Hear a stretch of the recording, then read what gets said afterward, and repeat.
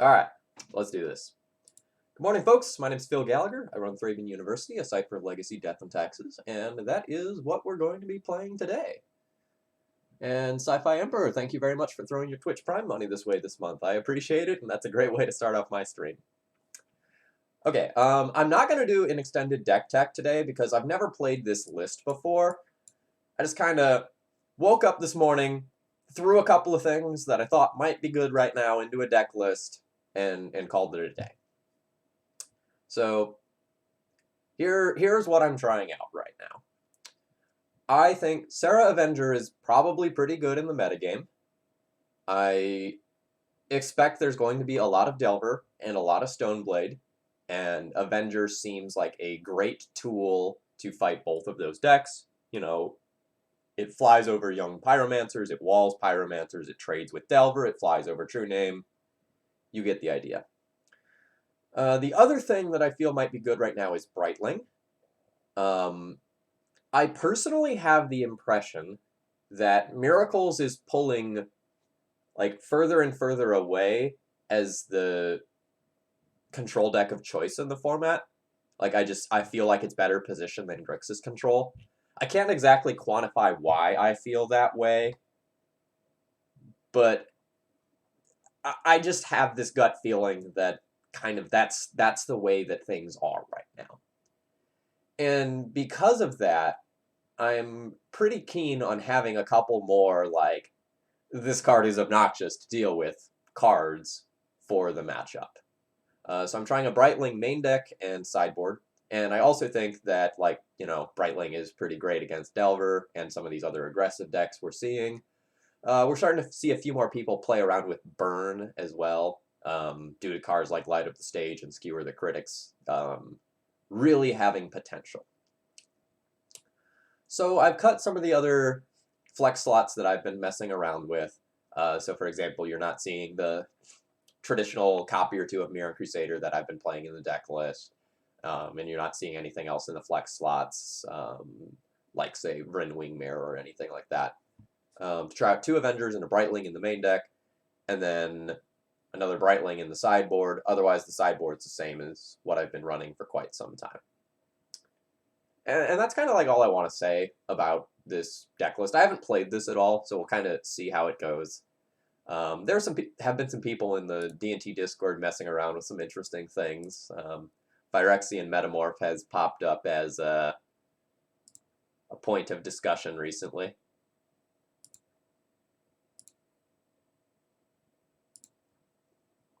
Which I've tested before, and it did some hilarious and cute things, but it was not consistent at all.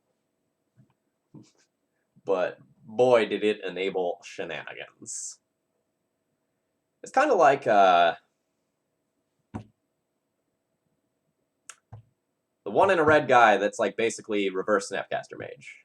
Direfleet Daredevil, there we go. It's kind of like Direfleet Daredevil in that it enables you to do weird things that you're not supposed to be able to do, but you never actually know what the card will do when you, like, put it in your deck.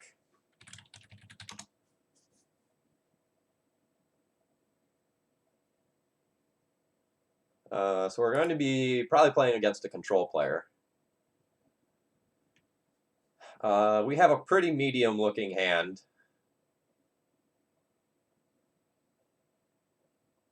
But it's probably not bad enough to mulligan.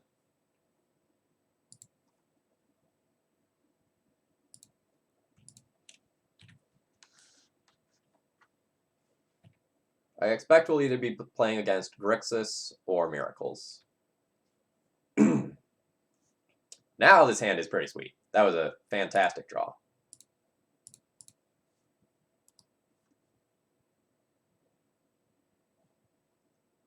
And just to clarify, by Grixis, I do mean Grixis Control.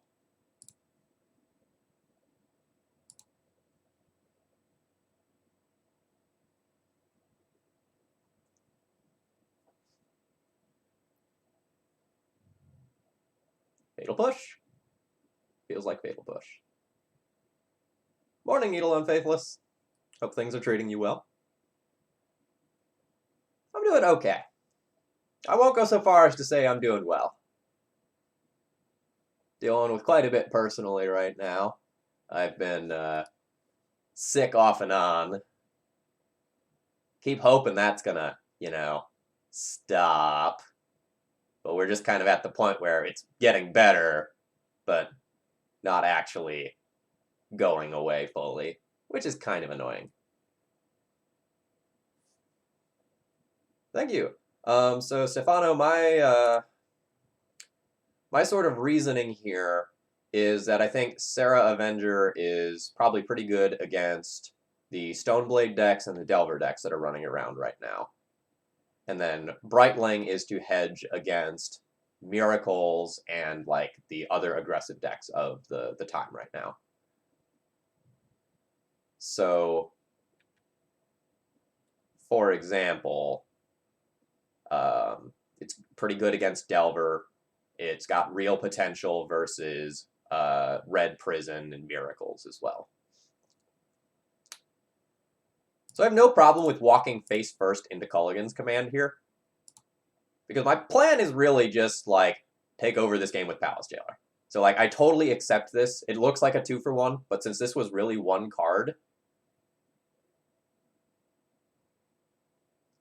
like, it's really kind of a 1-for-1 here. Or a 2-for-2, however you want to view it. Like, I don't care too much about this. I am going to take the opportunity to Swords to Plowshares the Baleful Strix, because I don't know whether or not I will draw my 4th land for the Palace Jailer this turn, and if I don't, I kind of want that off the board. This is a great draw. I kind of have to decide what I want to do with it, but like I think this is clearly the play this turn. I can put it on 3 to stop potential future Culligan command shenanigans, but I should probably just put it on 1. My opponent's only had the time to cast 1 cantrip here. I don't even need to Ninja of the Deep Hours. Ooh, boy. Ooh, boy. That's exciting.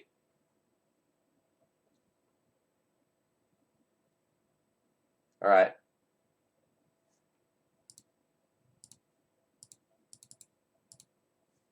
Feeling pretty good now. Don't force again. Don't do it. I'll be real sad. No!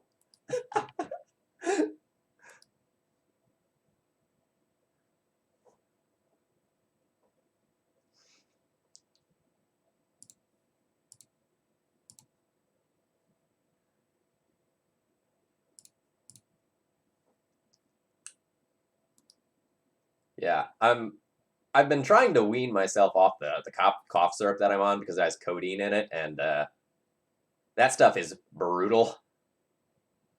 Feels real good when you're on it, but side effects sometimes are kind of rough. Blech. No, I don't. So, like, while I can just hold the vial and port, I might need to put myself into a situation. Let's take them off of pondering. I might need to put them into a situation where they have to live in fear of me vialing something in the end step, and I think putting myself in that situation ASAP is very important. Draws are a little rough here, setting ourselves up for the long game. So I haven't had any cough syrup in like 2 or 3 days. I might have to break down and like finally take some today. Which will make me sad if that's the case, because I really wanted to go to a brewery today. And you don't mix codeine and alcohol. It's called a synergistic effect, and it is a beating.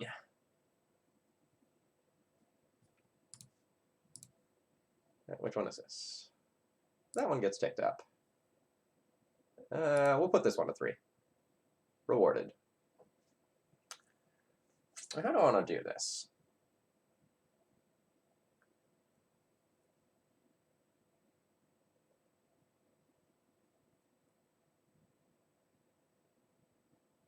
I think I want to use this to deny 2 mana sources for the next turn cycle.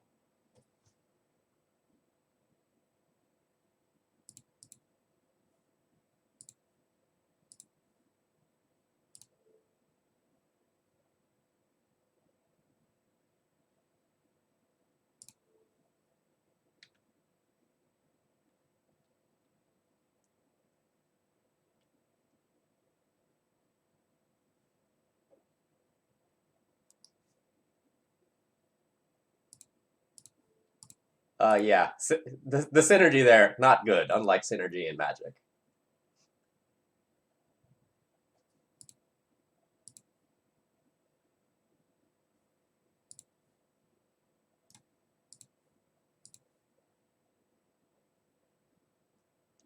Okay, now I get to make the decision about, like, which color of mana I want to lock them off of.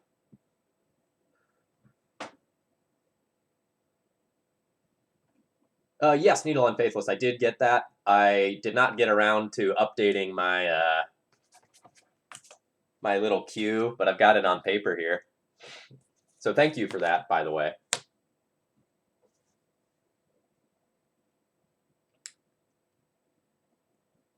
So if I take them off of black, I can dodge something like Gurmag Angler. If I take them off of red, I can dodge something like Young Pyromancer. If I take them off of blue, I can cut them off of main phase cantrips.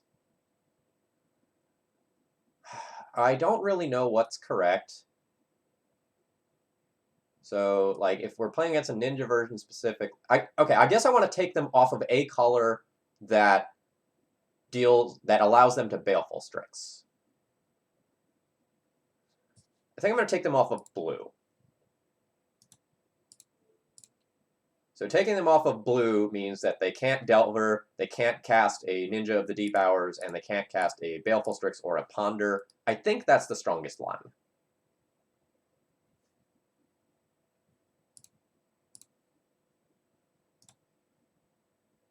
Always note that.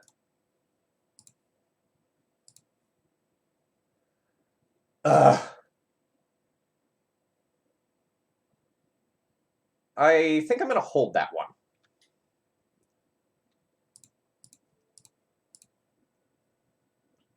The third vial doesn't have a lot of utility, and if I get them to, like, blow a card like a Thoughtseize or a Hymn to take this out of my hand, I'm okay with that.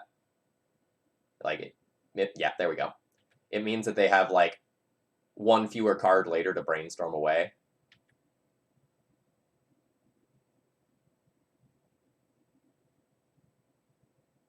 Well, when you draw 3 of about anything, it's going to look bad, right?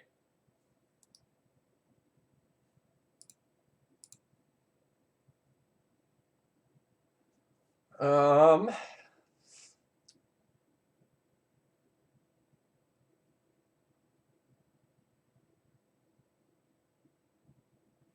this is weird looking. Look at this.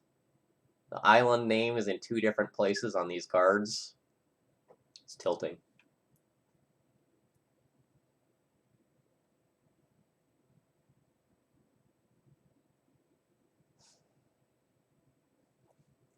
Alright, so there's a problem here. The problem is that if I, like, tap this file, put in Stoneforge, cast Batterskull, I may allow my opponent to stick a Jace, which I don't love. So I think I'm supposed to just pass the turn, but the issue is that if I... Okay, no, I guess I can port the red. If I port the red and my opponent casts Kolaghan's Command, destroy a vial, make me discard. No, I Stoneforge and then I lose Decay Command. I can Stoneforge and cast Jitte and still port, but I don't really want Jitte.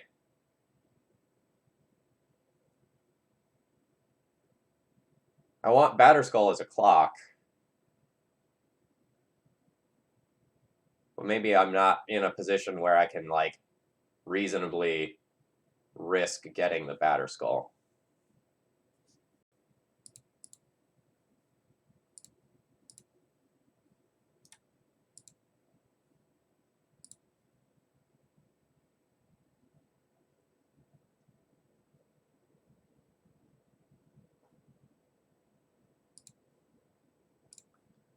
I'm going to get the Jitte.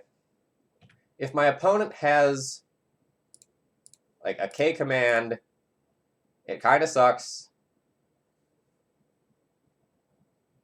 But whatever. I don't think I can risk letting them have a Jace.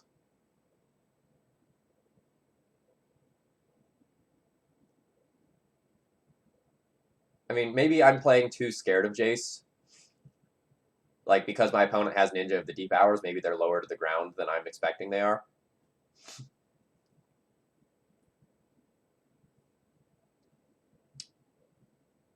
So there we see a Yuriko, a main deck Dreadbore. We have already lost the Sword of Fire and Ice. We lost that very early on in this game.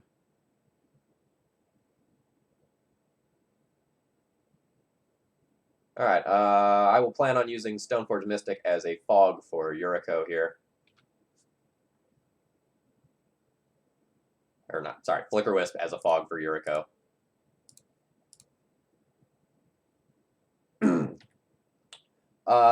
So this is Grixis Ninjas. It's essentially Grixis Control.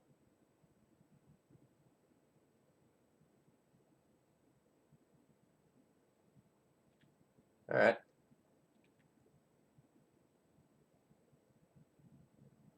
But they use a ninja engine to power out all of their shenanigans instead of like some of the other top end. Yeah, I mean, Spellseeker is scary.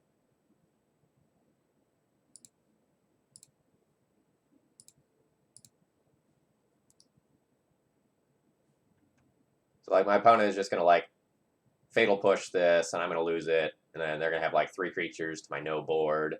I'm kind of in trouble.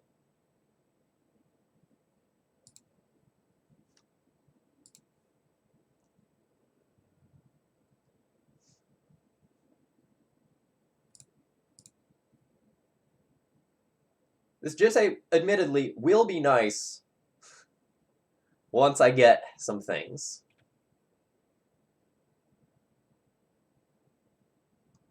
And we've kind of hit the point of the game where Rishadan has lost a lot of its utility.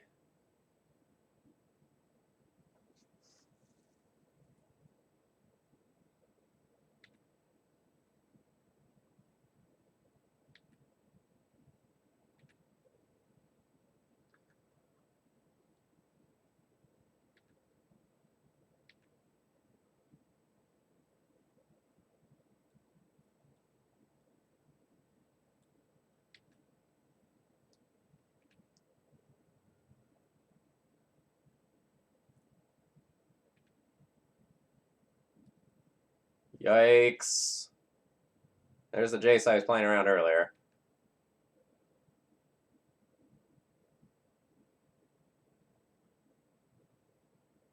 I think this one has tipped too far out of my favor, where even if I go and draw something like a Recruiter, I might not be able to get into it again.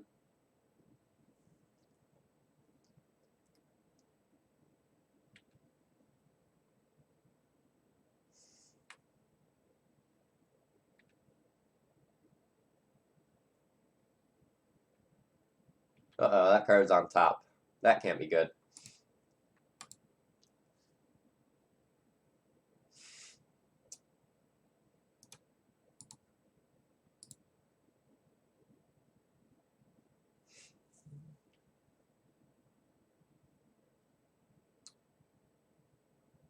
All right, so I don't know that our draws were really all that bad. Like, we had gas at the beginning of the game, but we got like double forced on 2 critical cards, and then like in the mid to late game we bombed out. But I think overall the draw probably wasn't that bad.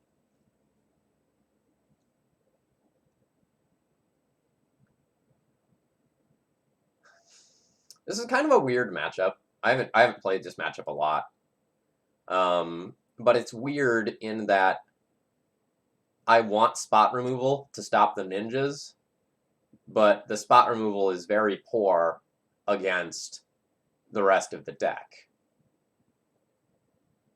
So, like, where does that leave me?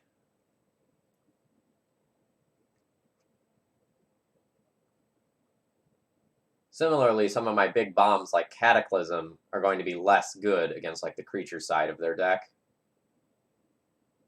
So, I don't know.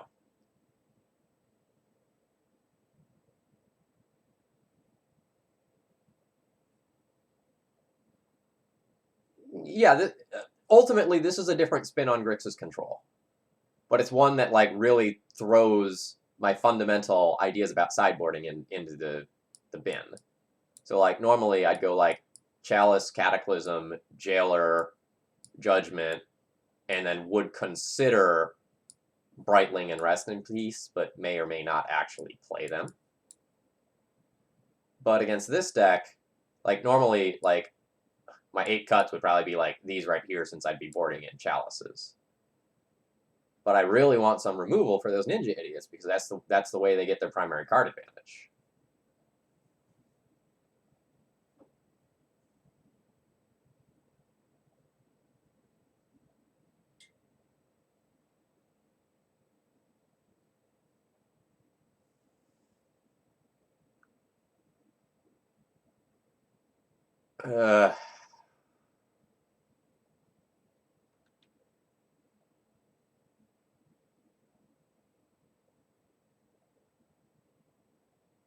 Alright, here's what I'm going to do.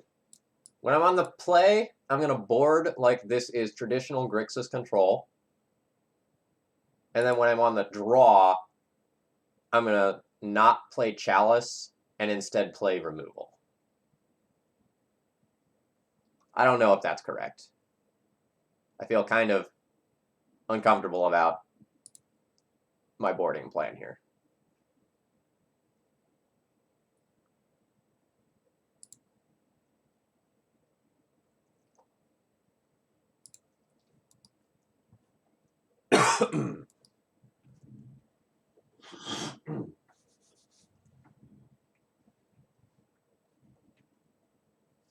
All right, so our hand's kind of medium power level. Like we get Stoneforge as sort of an initial threat. Never mind. This is better. All right, opponent doesn't have any counter spells. They were F6 there. That's good to know. So we get to curve Chalice into Prelate, which is disgusting. So like I'll have Chalice on 1, I'll probably put Prelate on 3. And then we can try to like take over the game from there.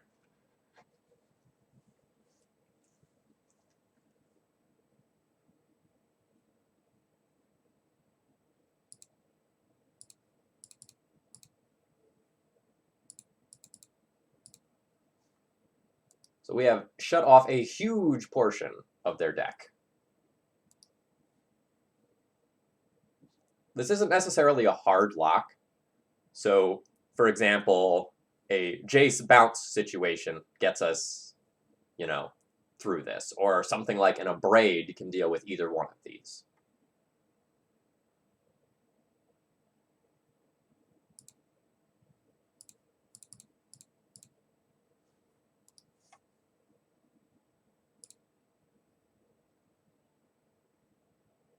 I think that was an F6.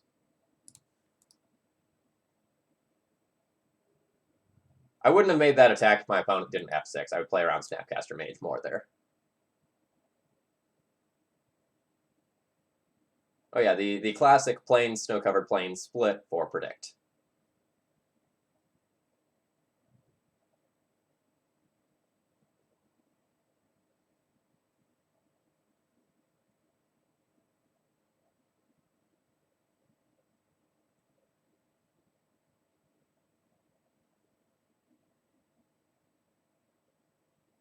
Sorry, I'm taking the time to think about how I want to play out this entire turn before I do anything.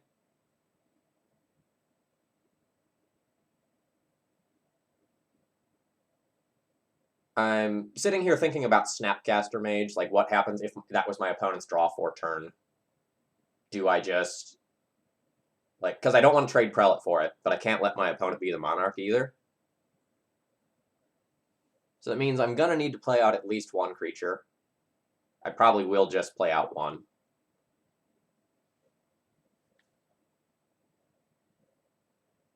Might even be correct not to attack at all. But I could trade my Snapcaster for Stoneforge, and that would be fine with me.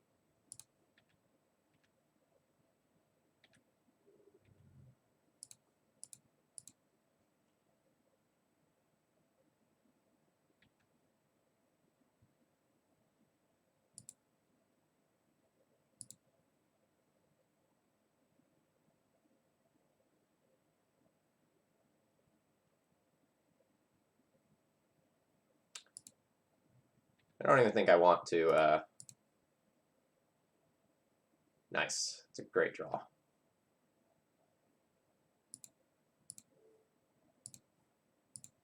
I don't even think like I want to cast this or anything.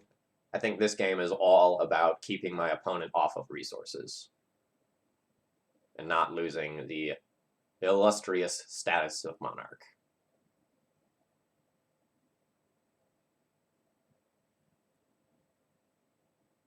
Like, just jamming the sword certainly is not bad. But I'm really far ahead, and I think I just want to try to leverage that. Wow, basic mountain is unexpected.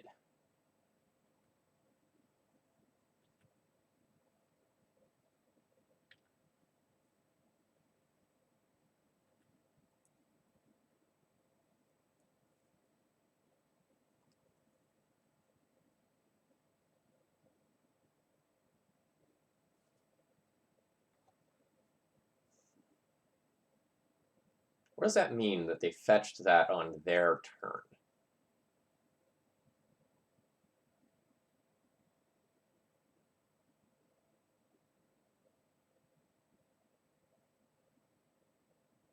Bedlamp, thank you. That is also an obvious reason not to play the sword. 100% in agreement. I didn't, like, get far enough into my, like, actually consider playing the sword where I thought about that.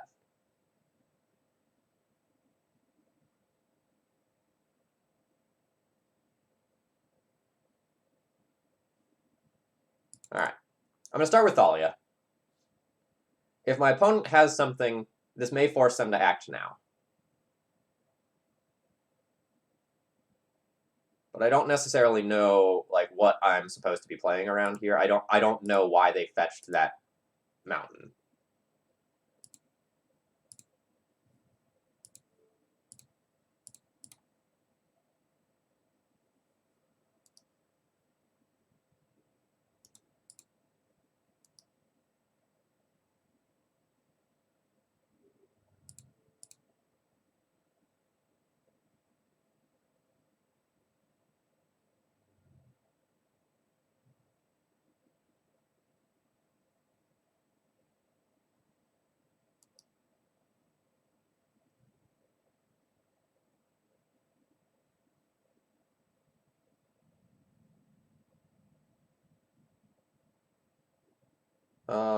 While that's not bad, you're dead on board to Sanctum Prelate.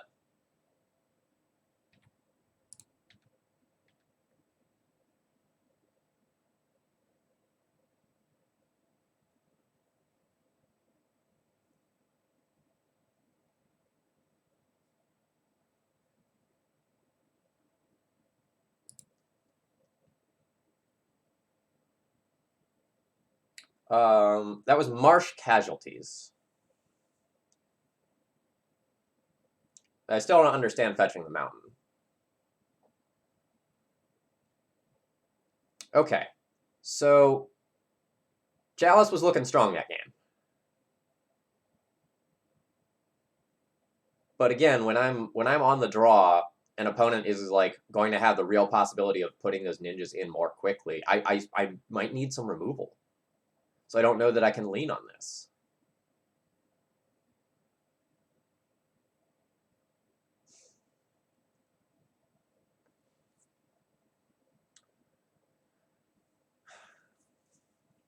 I could do the awkward thing where, like, I play just a couple of Swords to Plowshares and also play the Chalices as well.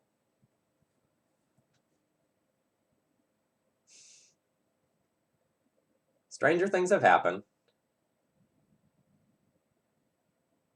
Mr. Pink, I basically never board out Vial. I think it is largely a mistake, too. I think it's the best card in the deck by far. And I always want it in my opener. So I could do something like board out the Cataclysms and board in a couple of Swords to Plowshares. That's not the worst.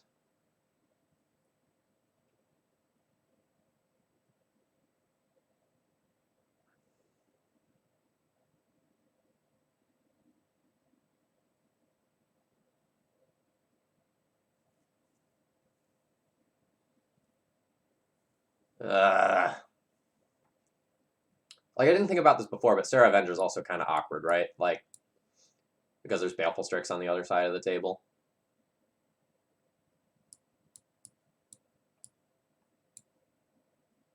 Not that this is any better against Baleful Strix, but it's kind of obnoxious when they don't have it. I don't know, chat. I don't know.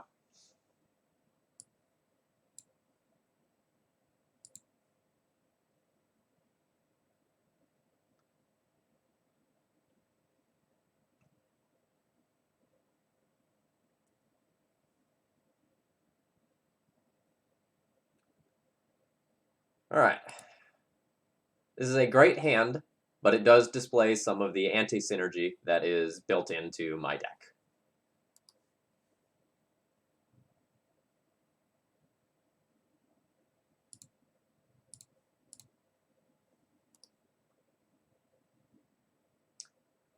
Well, I think sideboarding is one of the hardest parts of Magic, right? Like, there's also objectively usually not a right and wrong answer to it. And I think it varies more on play draw than people give it credit for. So, while normally I just like 100% slam this Chalice, given that my opponent has mulliganed, and I'm going to be leaving them only with basic mountain, I think it is just correct to nug that land and like try to keep them off of like both things like Baleful Strix and K-Command, and I am immediately rewarded for that decision. So Bran, if you look at the opener, I have Chalice of the Void, which I intend to put on 1, and I also have 2 1-drops in my opener. While the Vial doesn't matter because that's going to come out before Chalice, if my plan is to play Chalice as soon as I can, I'll be shutting off my Swords to Plowshares.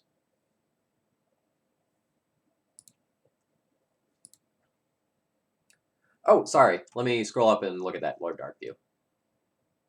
Okay, so the question was, both you and Enevolton consider Rip in the Grixis control matchup, though in your case it's less certain. I wouldn't think Snap is enough reason, they rarely keep Anglers, and Deathray Shaman is gone. Is this because you place a high value on the recursion loops from K-Command in the long game? Yes. So in the very long game, like, Culligan's Command is one of the things that really tips the matchup. So, like, the first Culligan's Command is beatable, the second one is a beating, and I don't feel like I can basically ever beat a third. There is also Lily minus to consider, where they just get to get back like Baleful Strix.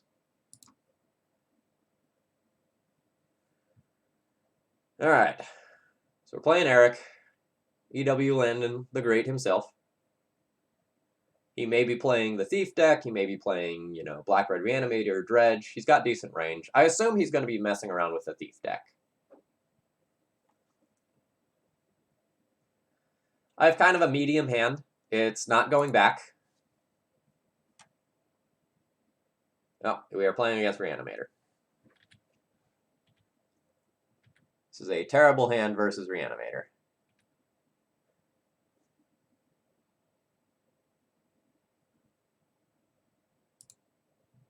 My opponent has revealed a Chancellor, so this is going to get countered. I am fine with that. I don't care about this card. I need to hopefully, like, draw a Thalia off the top so that I can just go ham and win. Although I assume that I've lost. Like, I assume that my opponent was just missing a mana source to go off. So this is a Cabal Therapy targeting them to put a fatty into the graveyard. Yep, there we go.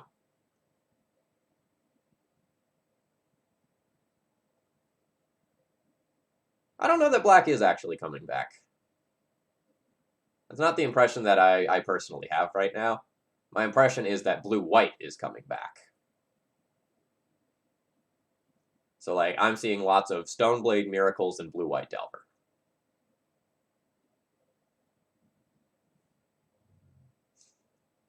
That's obnoxious.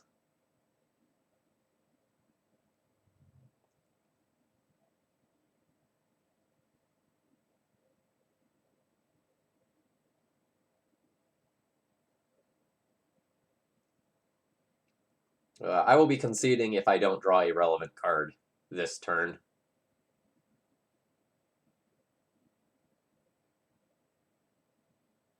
I mean, that is technically a relevant card. I will soldier on for another turn. I don't expect this to do anything. Kind of my out here is that I magically lock my opponent under Thalia and draw Caracas to answer Griselbrand, and there's nothing good in my opponent's next 7 cards. So, like, I am very much living in Magical Christmas Land. I also probably should have played a port over a Plains so that if I drew Caracas, I could bounce Griselbrand while also porting.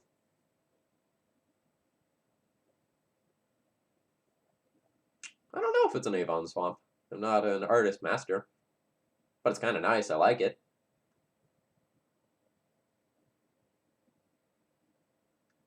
All right. We're deep enough in the hole now where I can safely concede.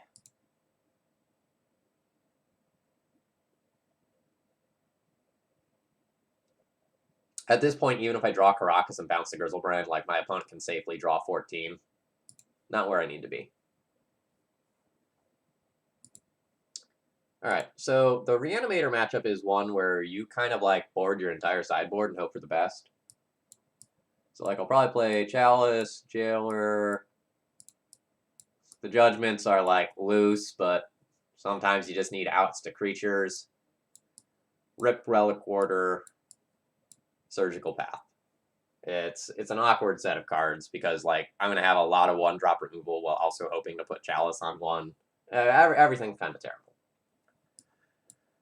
So I usually start by cutting my entire Stoneforge Mystic package. I don't really think it's good. Then I usually cut my Mother of Runes, and then after that I tend to, like, trim a slow creature. Kafegret, thank you very much for continuing your support of my channel. 8 months is a long time. I really do appreciate it. So the last card that I take out should probably be, like, one of these 3-drop effects. Like, probably a Flicker Wisp or a Brightling. Neither one of them's particularly good.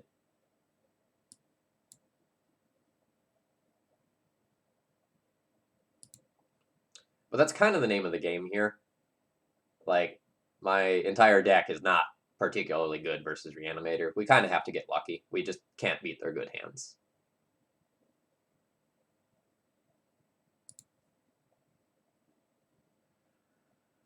So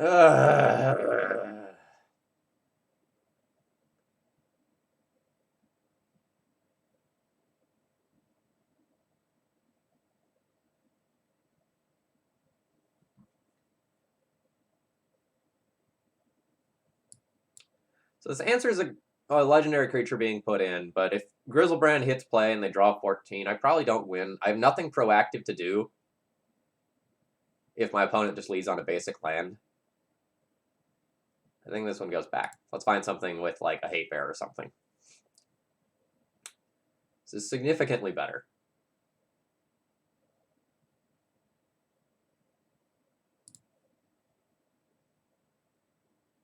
I'm going to bottom that. I think I'm going to want more land.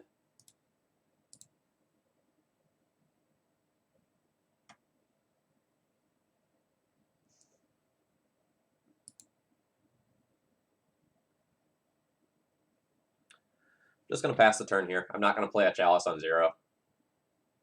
Like, there's 4 copies of Lotus Petal in their deck. If they have them, like, so be it. But I'd rather have insulation from Thoughtseize.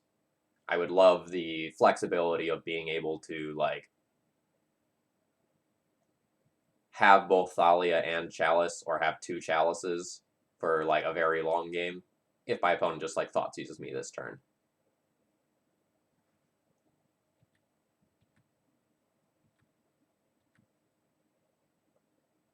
Alright. Griselbrand is in the yard.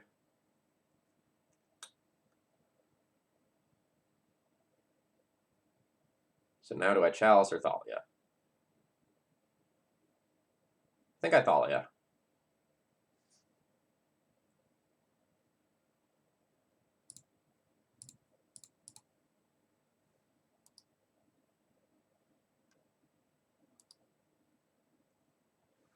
Then I'll get Chalice on 1 as a follow-up. And I'll feel pretty good.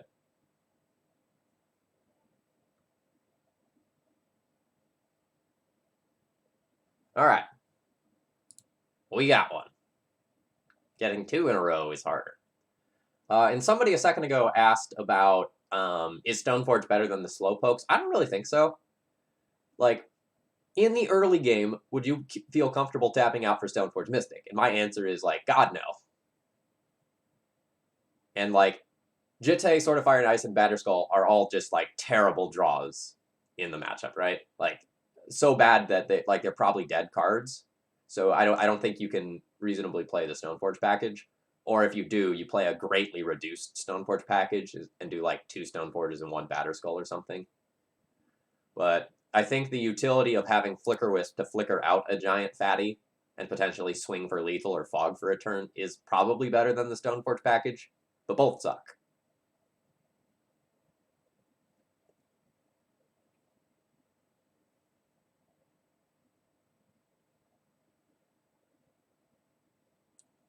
Well, I mean, we don't get much better than this.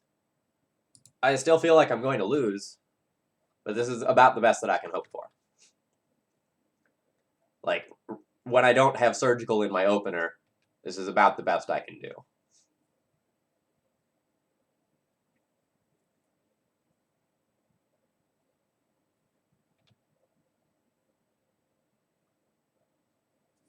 All right, we have, like, all the best cards in the matchup at our disposal. Will we get a turn 2 to play one of them?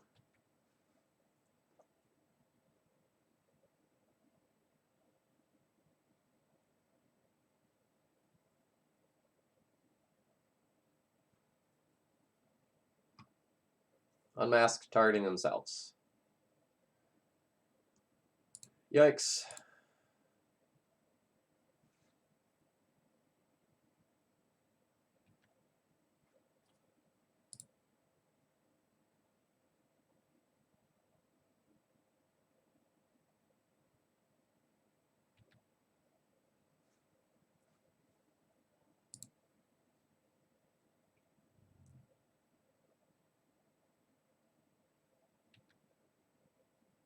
I'm not even gonna, like, try to nug this Grizzlebrand yet.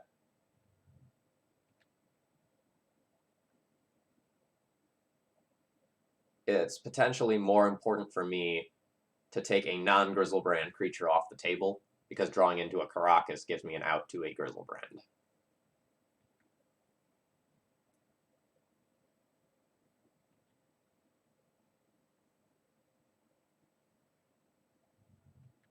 I do not agree with that statement, Lord Darkview. Like, my opponent still has a Dark Ritual left over, plus an Animate Dead, plus a whole bunch of other cards.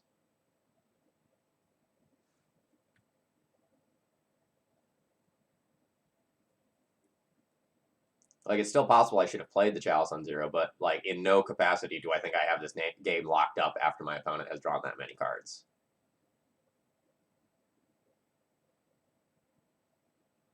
Like, they haven't even used Lotus Petal mana yet.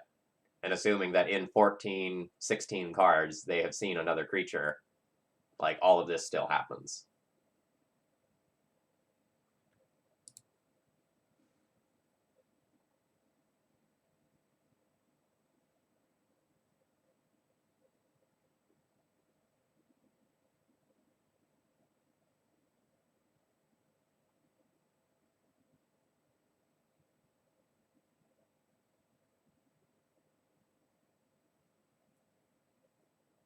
Yeah, but he started with a Lotus Petal last turn.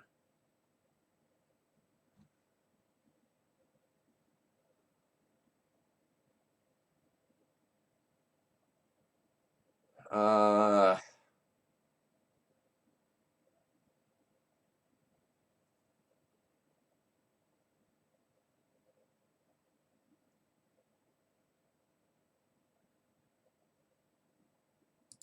guess I need to remove this now, just for, like, pure potential tempo reasons.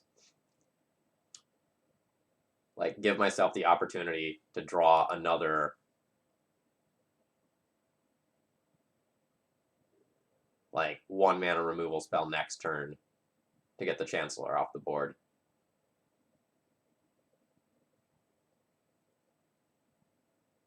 But I could just see, like, an Entomb into another Grizzlebrand, into draw 7 more, herpa derpa derpa derpa derp.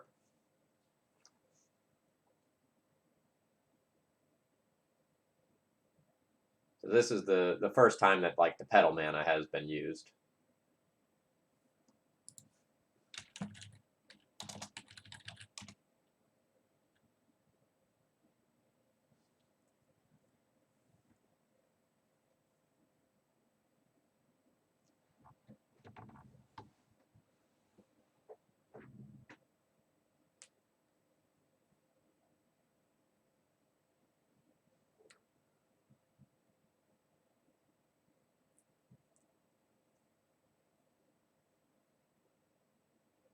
Eric says he's lagging, by the way, so he's not playing slowly due to needing the time. He's playing slowly because he's just... Alright, yeah, there's an Iona in the graveyard now. I can concede to that.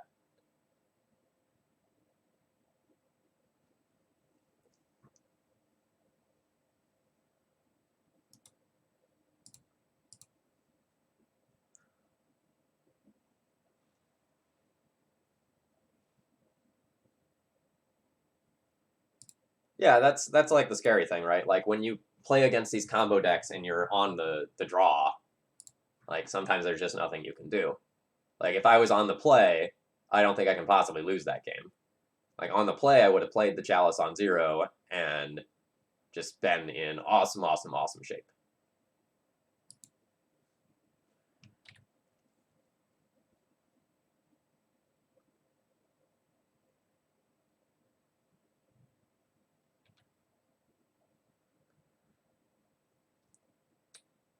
So I'm going to do something that looks a little weird. I'm going to play like the Caracas out first into a Wasteland. I think a lot of times if you start by going colorless land into Vial, people know that you're like weak in terms of your mana base, and they will like aggressively wasteland your white sources. Whereas if you just like play this out and then you continue to hit a land drop every turn, your opponents don't necessarily get the same feel for the strength of your hand. It's a fucking Elves. After all that, is it gonna be fucking Elves?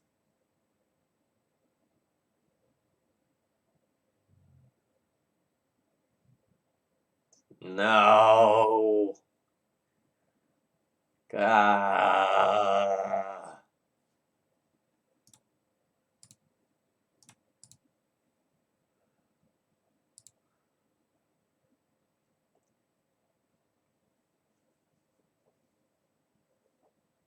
Yeah, Legacy on hard mode confirmed.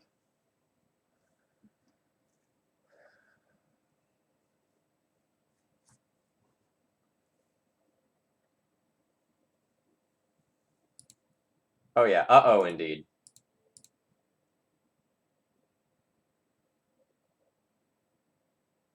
Elvish Visionary is not worth a Swords to Plowshares, by the way. I am only doing this in hopes of mana screwing them. So I'm gonna sit here and hope that they have Gaia's Cradle, and this is going to like take them off a mana. Like, because I don't have anything that can let me win the game right now. I need to hope that like my Rishadan Port can keep them off of mana, which is not happening.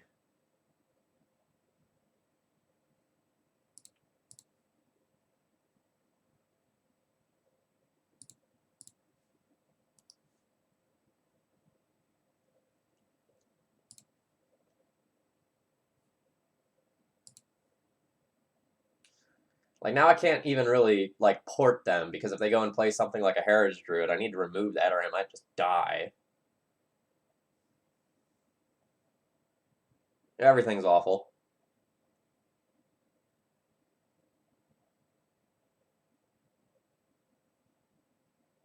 No worries, Eric. I had plenty to talk about anyway. We were talking about how rough it is to be on the draw in that matchup.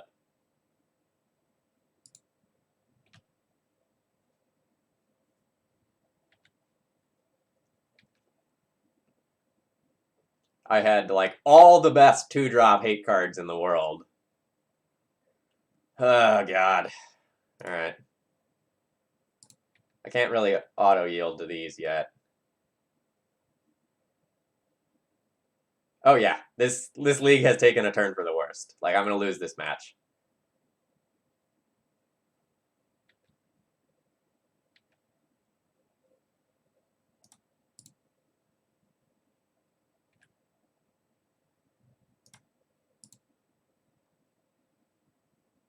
Yeah, this is a disaster.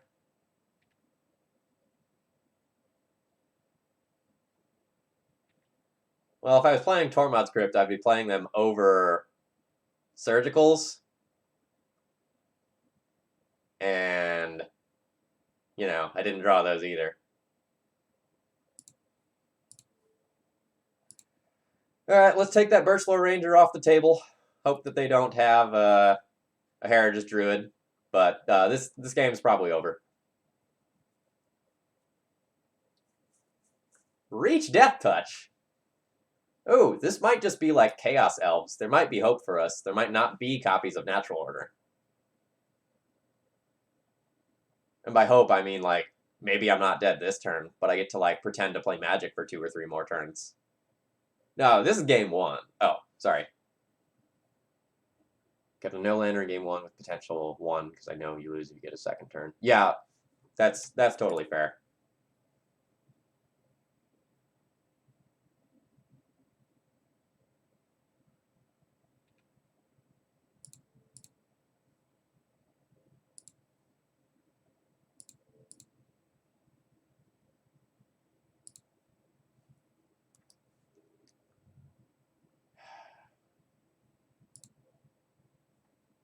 Yeah, so Eric, when you kept a 7 and didn't do anything, I'm like, oh god, I'm probably so dead if he like draws a mana source. That was very clear to me.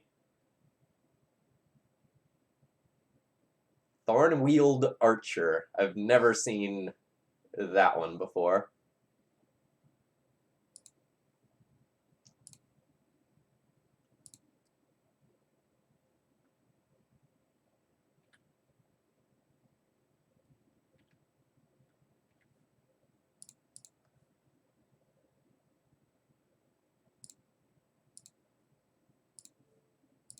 So we'll flicker out this Heritage Druid.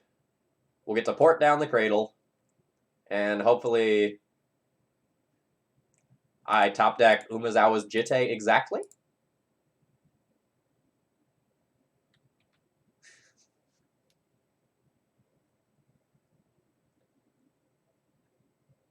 Look, you're telling me that like this improves the Sneak and Show matchup? Like, there's still an Annihilate 6 involved.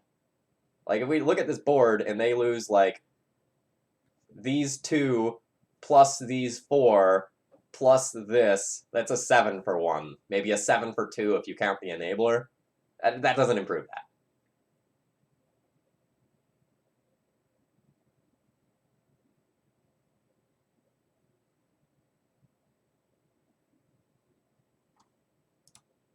Oh, it's just Glimpse again. Terrifying.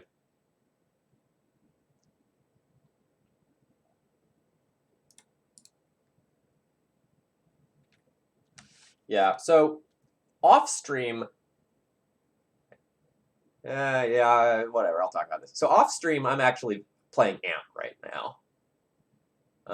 I think Ant might be one of the better decks of the format. I have this impression that like Ant is just good against everything that doesn't have Chalice of the Void in it, and I keep like running into these situations where, like, I go, how can I possibly win from here? And then 2 turns later, like I somehow cobble together a win. I'm still learning the deck, so like I'm still making mistakes, and I'm still like missing some things and having some trouble with mulligans. But I feel like once I know what I'm doing with Ant, like that's gonna be a really good deck to have in my pocket.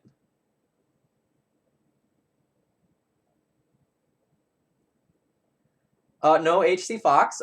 Matt Soul kept me from getting a 4-1 last night with Cindervines, I think. Or did I end up beating him? I don't remember. Either way, I ran into a Cindervines and I definitely lost a game to it.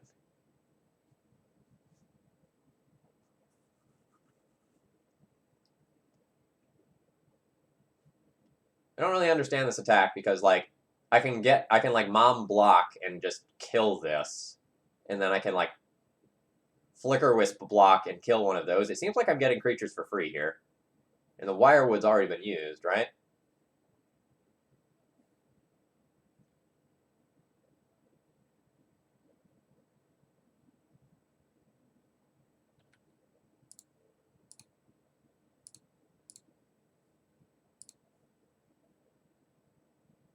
in before they have some, like, really stupid green card that does damage to creatures somehow, and I just get, like, blown the fuck out. Oh no, one of my mobs was summoning sick. Alright. I have to pay more attention to this game and less attention to chat. But that's okay. And Robbot, thank you for throwing some Twitch Prime money this way this month. I appreciate it.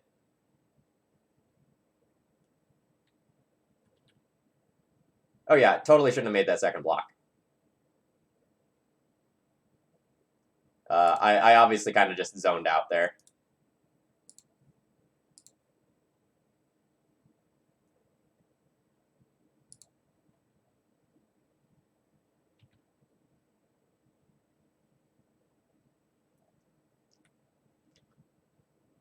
Like, I'm so far dead this game already, though. Like, it doesn't really matter.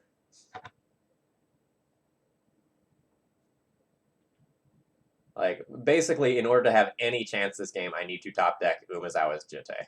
And even then, I'm not even sure that I'll win.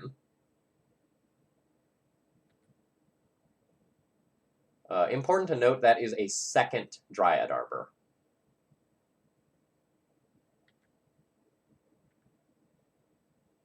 God, did they just draw another glimpse? Don't they know that I have a family?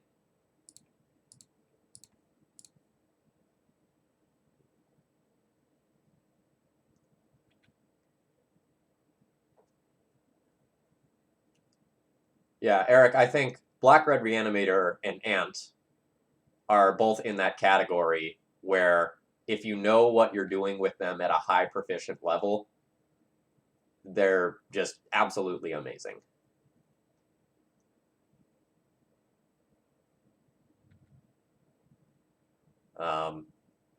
I personally have not felt like...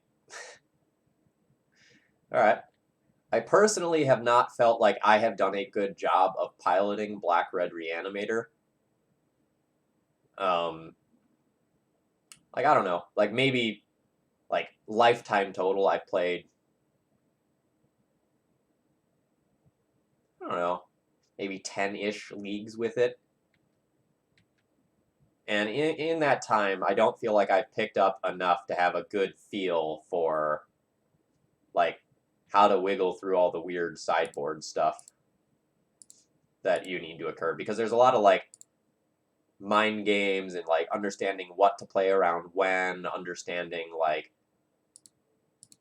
how you go and deal with different sorts of hate that are coming in for various decks.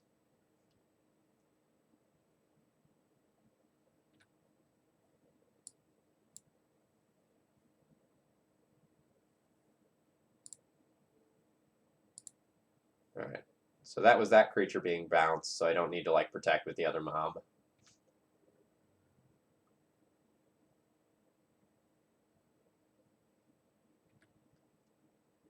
Yeah. I don't know what it is, but, like, Ant comes very naturally to me. Ant makes sense to me.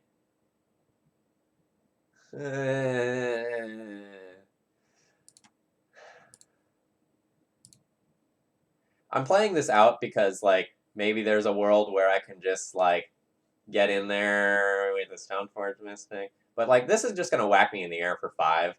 And, like, if opponent just starts swinging out, I probably just die to that. This thing isn't even legendary. How sad is that?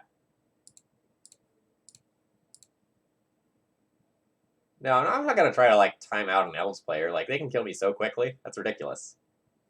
Instant is named with Archon. Like, if they just, like, turn most of their creatures sideways here, I'll probably concede. So, like, I can block 2 of these, take out 1 of these, take 5, 6, 7, 8, 9, 10 damage, and then just, like, be dead no matter what on the swing back.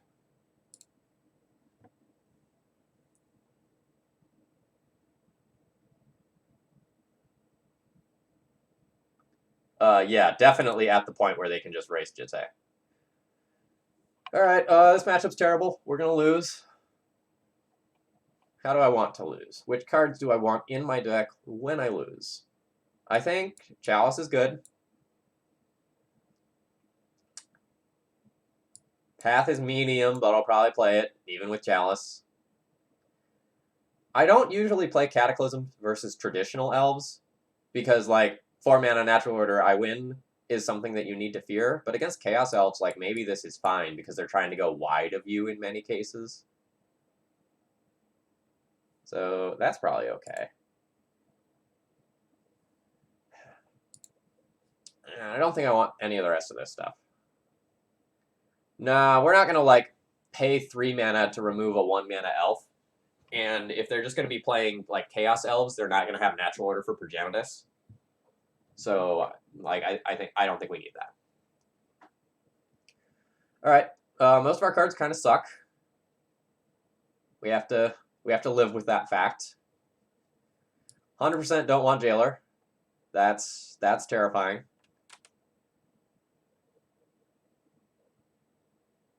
Prelate loses a lot of value without Natural Order is shut off, so normally, like, you snap name 4. But when your opponent doesn't have Natural Orders, like, you name 1 to shut off their glimpses, but that also shuts off my removal. So that's probably too awkward. Thalia is pretty bad. Nope, not that. That's actually good.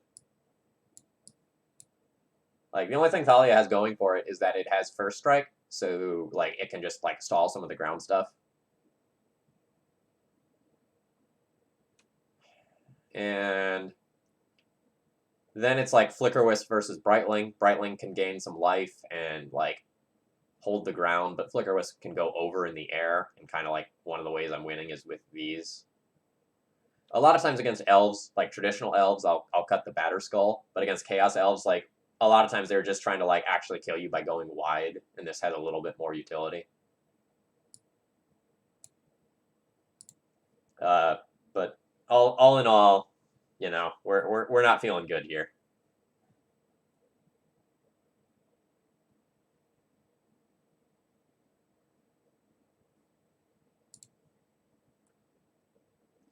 Camlin, based on all the, like, crappy creatures I saw from my opponent, I think they're on Chaos Elves. Like, I'm willing to be wrong, but I think that's a Green Sun target that's reasonably castable.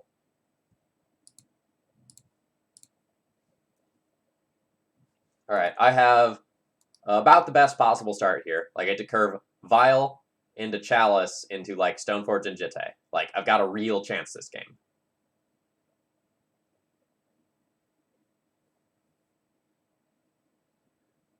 So, traditional Elves has Natural Order. Chaos Elves does not have Natural Order, and without order, there is chaos. Hence the name.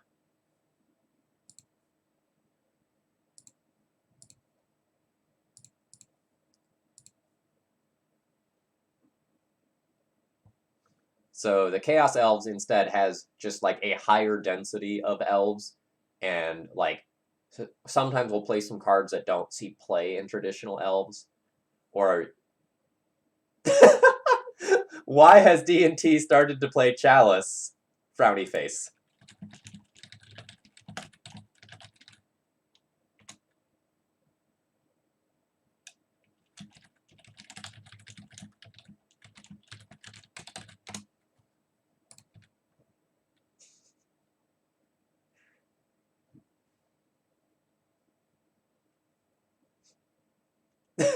I told my opponent exactly that like, I innovated this for GP Richmond, and they responded with, shame on you! So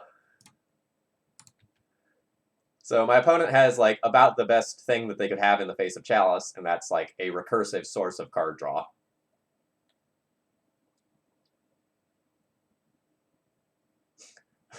Opponent respecting the mom here.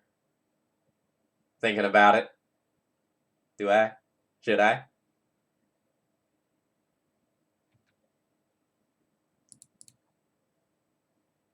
going to give them the nod here. Show them I understand. But I didn't have it.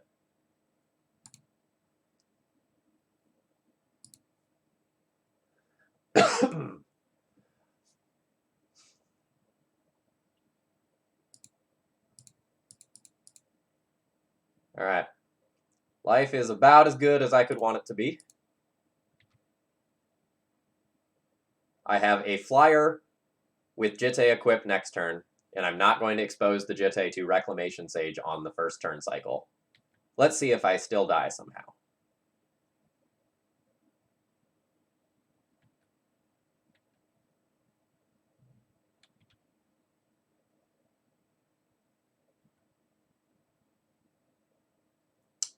No, I don't think I want to show them the Stoneforge Mystic. I don't think I want to give them the opportunity to plan around that.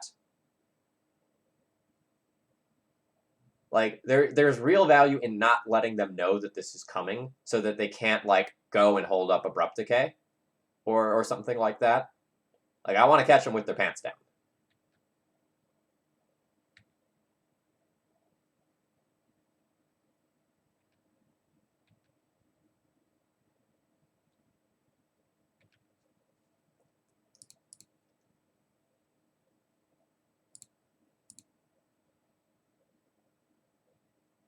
Now, I don't necessarily think your line is bad, because, like, it does,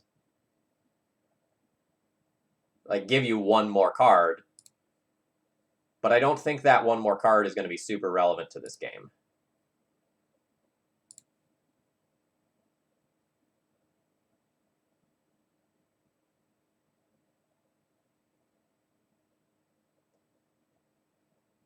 I will show the Wasteland.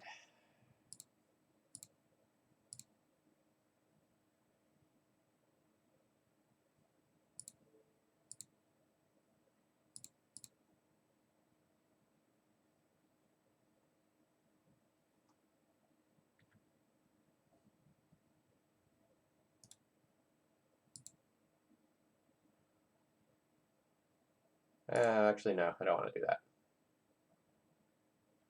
I was thinking that, like, it could, net me another creature out of this, but that's not actually true. All right, so there's this Pendelhaven up, chat. Let's just kind of be aware of that. So we go to their turn. Oh, this is great. This is great. Okay. So they've lost a creature for Gaia's Cradle purposes. So now we try to kill this. They'll protect it with Pendelhaven, in all likelihood, which means I get to respond by killing it, leaving the Pendelhaven tapped, and leaving them with, this not producing mana to actually go and cast the Elvish Visionary that they bounce to hand.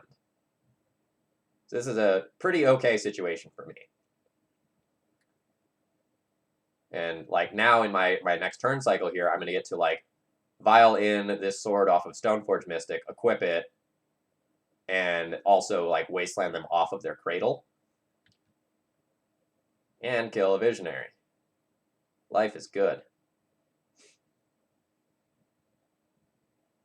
Luca, it's not strictly better than Canonist. Like, there are times when Canonist is better, but it's very good.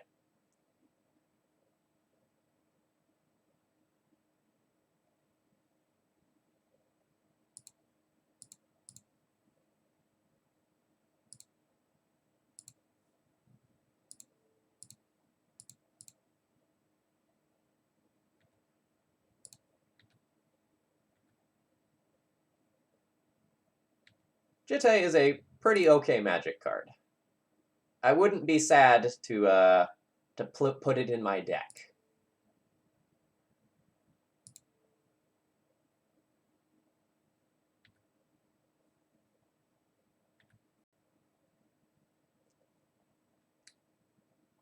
All right, so, like, real questions. Am I actually supposed to Wasteland the Cradle? Because this doesn't actually produce mana right now.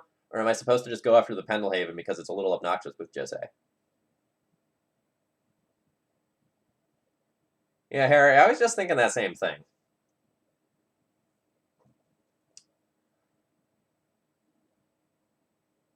Like, can they combo off with a Cradle through double Jitte counters? And in the following turn,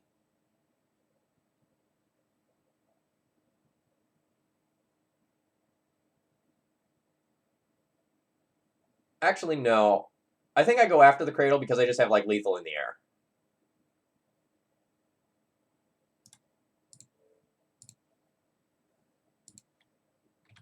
Like, in order to survive, they probably need to, like, Abrupt Decay the Flicker Wisp. And I think I'm in a pretty okay position.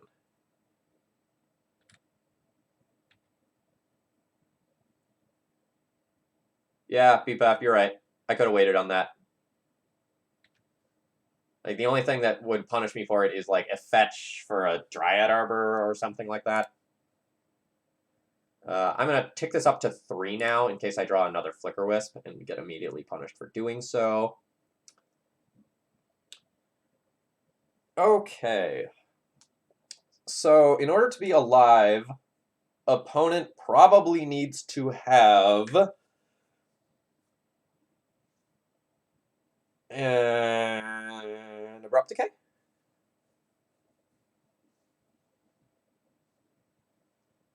So if they have Abrupt Decay, I can just put it on Flicker Wisp. Yeah, I'm thinking about moving the equipment.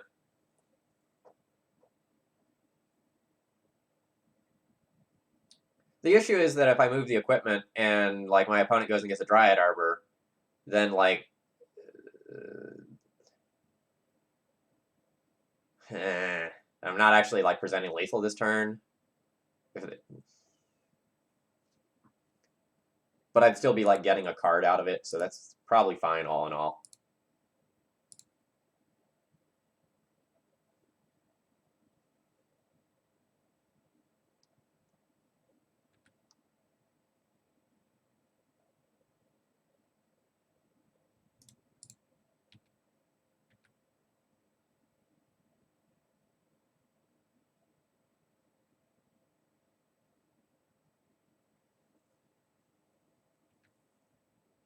So they've represented Abrupt Decay there, but they don't have it.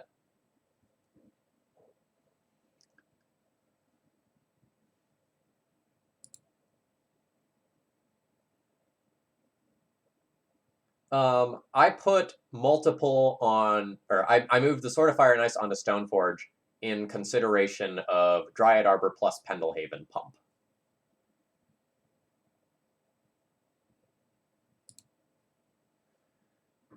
So Luca, Chalice of the Void is, like, really awesome in your control matchups as well as your combo matchups, which is, like, not true about Aethersworn Canonist.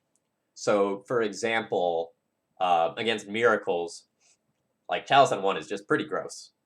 Like, their deck is full of air, and breaking that up is sweet. All right, is this hand acceptable? So I have turn 1 Vial, into turn 2 Vial and Path, into turn 3 potentially, like, Recruiter for Jitte. This hand shows a lot of promise and can get better very quickly. I don't really have much disruption,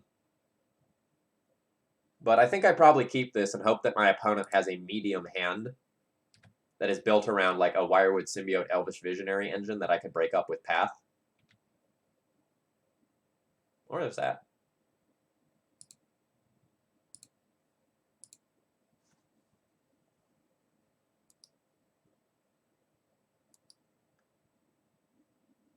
Lord Darkview, to be truthful, I don't really think it matters, like, one way or another. I think any way we skin the cat there, like, we've got that one in the bag.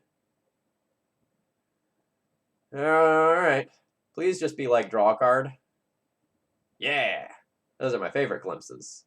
Unfortunately, that probably just means they have another.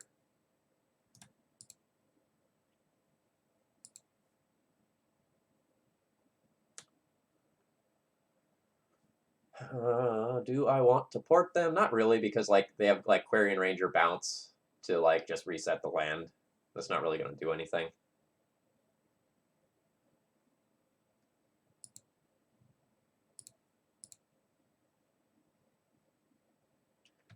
I maybe shouldn't have played out that Vial. Just, like, in respect that I might actually cast Cataclysm this game.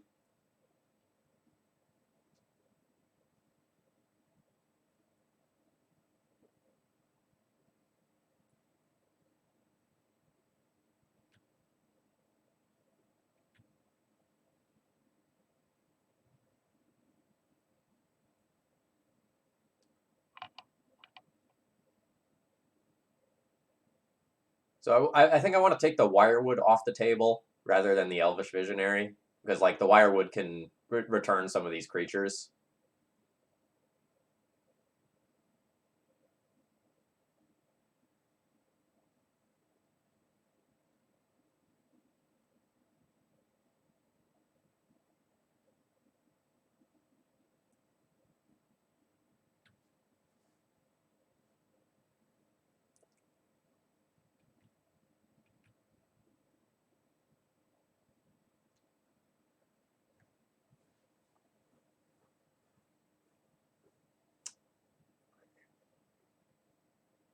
I'm thinking about getting cheeky and like doing something weird where like I violin mom block, try to get them to bounce the thing that they've blocked, then path my own mom so that I can cataclysm.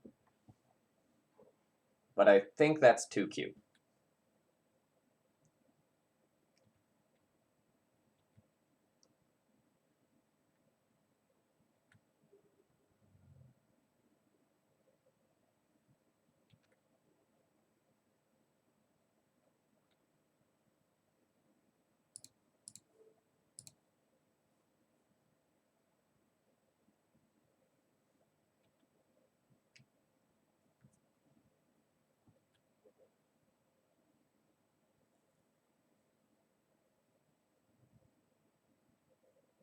Well, I'm planning on revoking the Rangers as of this exact moment. We'll kind of see what my draw step yields. My man.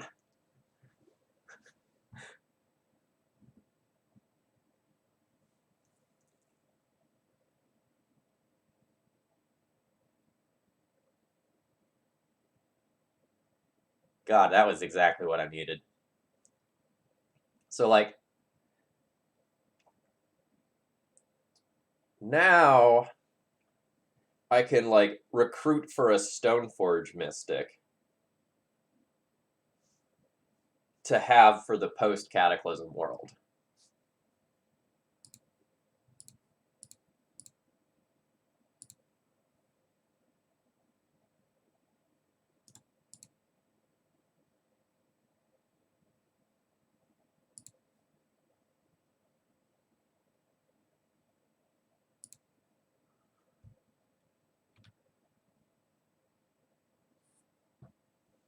I also don't think I'm just going to, like, cold revoke yet.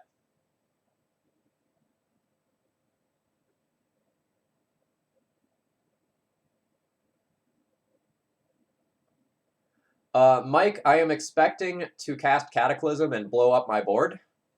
So I'm trying to keep Mom for later.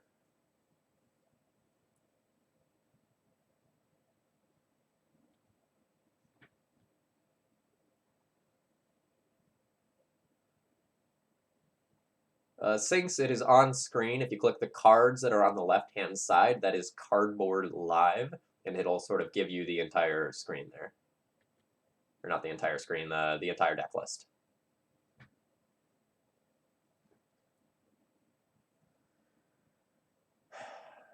Ah!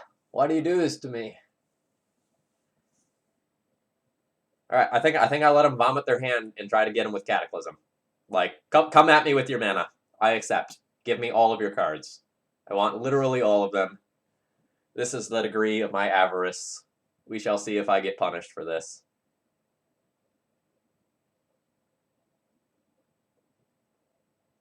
Yeah, so Cardboard Live is one of my sponsors, so I get to see some of the stuff that's going on behind the scenes that they're working on, and it is super cool. Rexage, you say? Okay. You want to blow up my violin too. I have to respond to that.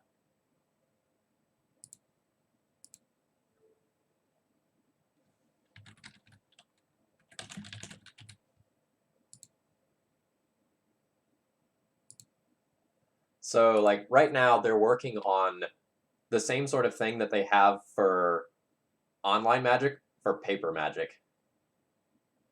So they've got like a set of software that lets them do card recognition stuff.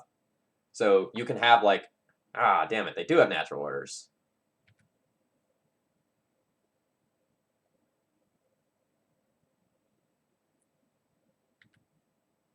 Yeah, the plan here was to, like, cataclysm away their entire board and just let them, like, go and deploy all of it.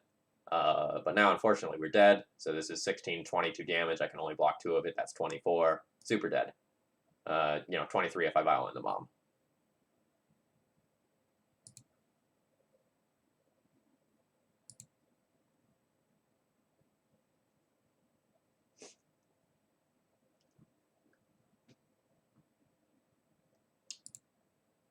Yeah, so just continuing the cardboard live thing. So, like, you can be looking at a paper magic match, and you can scroll over one of the paper cards, and it will, like, tell you what the card is and give you a visual pop-up of it. It's super cool. They're not quite ready to, like, go public and start using that yet. They're still in process of, like, doing the training on the cards and whatnot, but, like, it works, and it's super cool.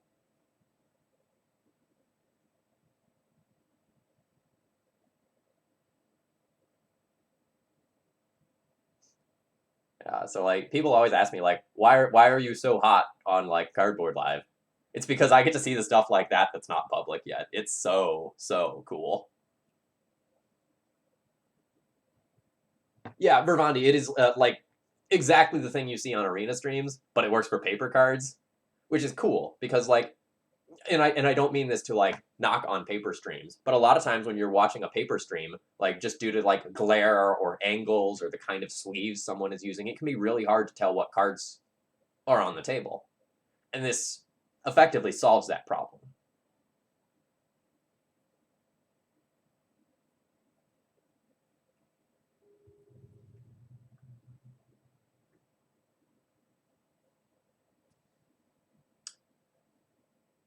Lindo said, yeah, I'm not sure. Like, it was definitely something to consider. I don't know whether or not it was good. It is, like, definitely hemorrhaging cards and taking away some of my resources.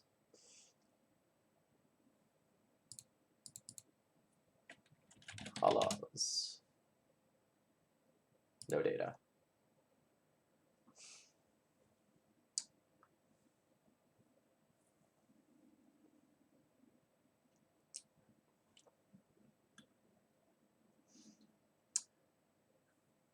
This hand is really medium. Like, I have a turn 1 Mom, turn 2 Port, turn 3 Recruiter. If I'm playing against a combo deck, I'm probably dead. If I'm playing against a fair deck, I guess I've got a fair chance.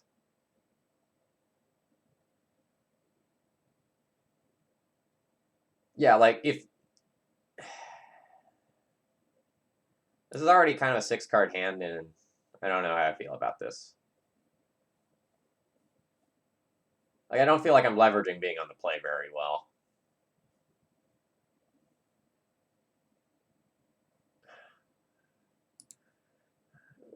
Reluctant keep. I think this one can go either way.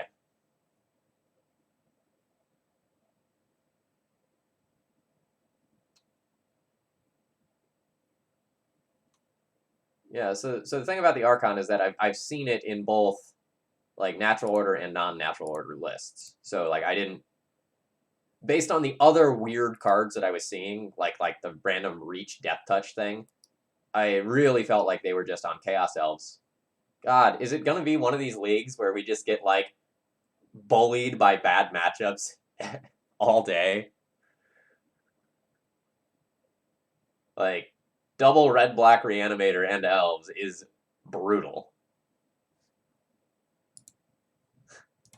Like, the upside of this hand right now, or, like, the best possible scenario right now is that, like, our opponent is Grixis control. I'm not going to attack with a Mom yet in case they are Grixis control. But if they're black-red Reanimator, then attacking with the Mom is correct. Oh, man. Oh, man. We've got a chance!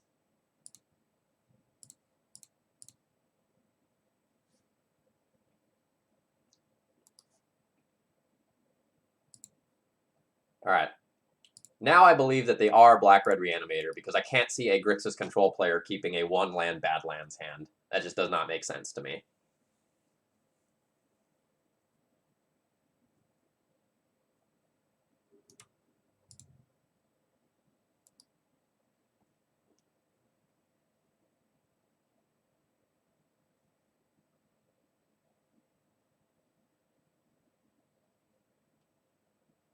I'm going to need to aggro this one out as quickly as possible, or draw a Thalia, which should be, like, unbeatable at this stage.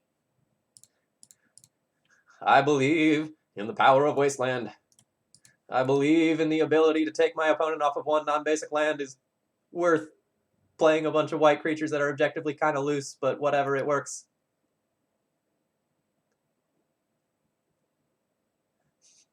Yes, Mom is angry today. Yeah!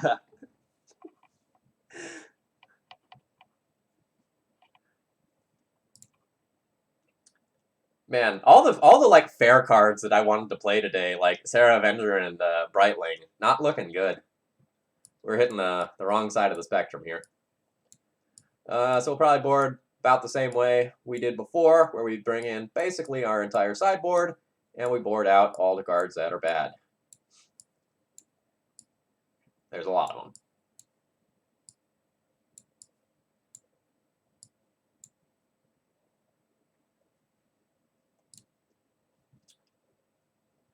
Okay, so like tip for newer D&T players. Mom has 1 power. Don't forget that she can attack. I know that sounds really stupid to say. Well, this hand doesn't stop the nut draws, but otherwise it looks kind of solid. I think there's a lot of games that can be won if people realize there are some little points where, like, oh, Mom can sneak in a point of damage here. Because if you think about a lot of the games that you lose, especially against some of like the mid-range decks where you're like going and trading resources back and forth, like plenty of those games are just like won or lost on the like slightest margins of 1 or 2 points of life. So when you find those spots where you go like, oh, it doesn't really make sense for my opponent to... All right. So if I put a Chalice on 0 here, next turn, even if my opponent discards me once, I still have a 2-drop hate card. So I think I will go ahead and do that. This probably does nothing, because if they have Lotus Petals, they're supposed to play them out on turn 1 in order to play around a Chalice effect, but like a lot of people don't know that, so... this will be loose and actively bad if my opponent has something like Thoughtseize plus Unmask or double Thoughtseize to like nug both of these. Then my hand is garbage. But I think that's an okay chance to take this game.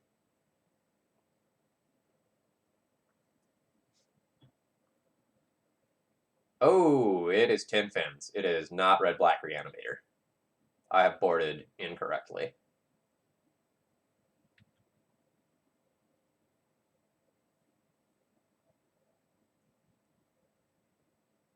In good news, the Chalice on 0 is significantly better against Tin Fins than Red-Black Reanimator. Also, depending on which version of Tin Fins they're on, like if they're on the weird version with the LEDs, it's even better for me. I'm not going to get my hopes up. I'm not. But things are looking good. Tin Fins is an instant speed Reanimator deck. It seeks to win the game by reanimating a Griselbrand that can attack, and then afterwards it often uses Children of Corliss. You can sacrifice that in order to gain back all the life you've lost this turn. So with Griselbrand, it usually allows you to draw your entire deck.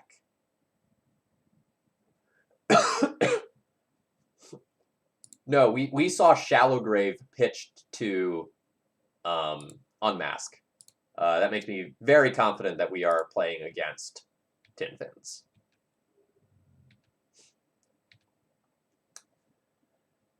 Okay, now what?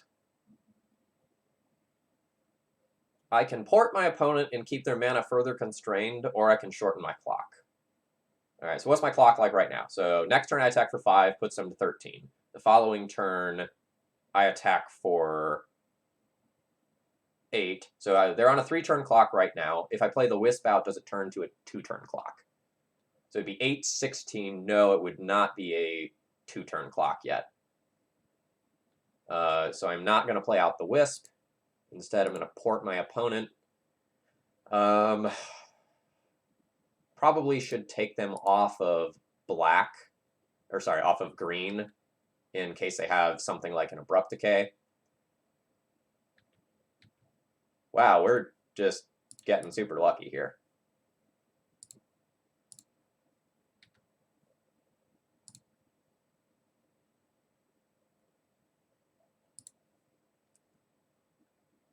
Ho, ho, ho, ho, ho, ho. Wow.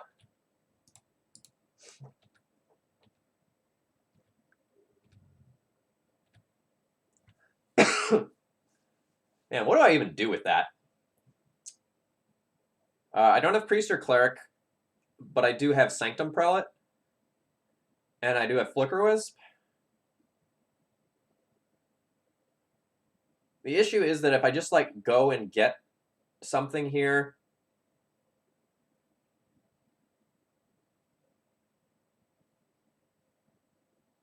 The card that's going to beat me is Massacre.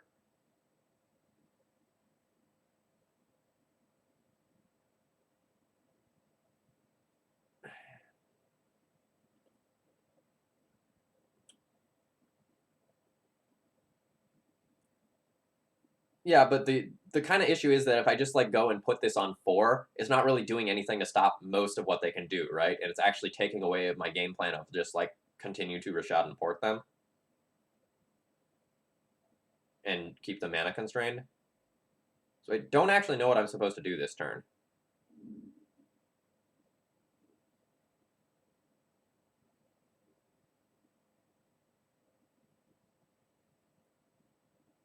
Like, if I Recruiter for Revoker, revoke Grizzlebrand, Massacre sucks. If I go Prelate and put, like, Prelate on 1 or 2, Massacre sucks.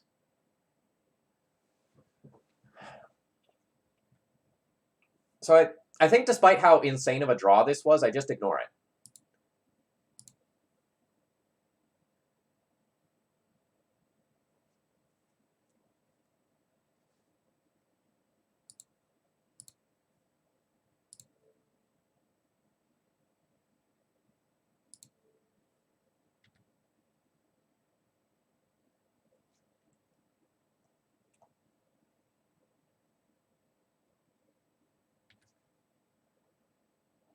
So I think I'm just going to continue to put the squeeze on the mana. And then I have Recruiter of the Guard as a safety net, in case something goes wrong.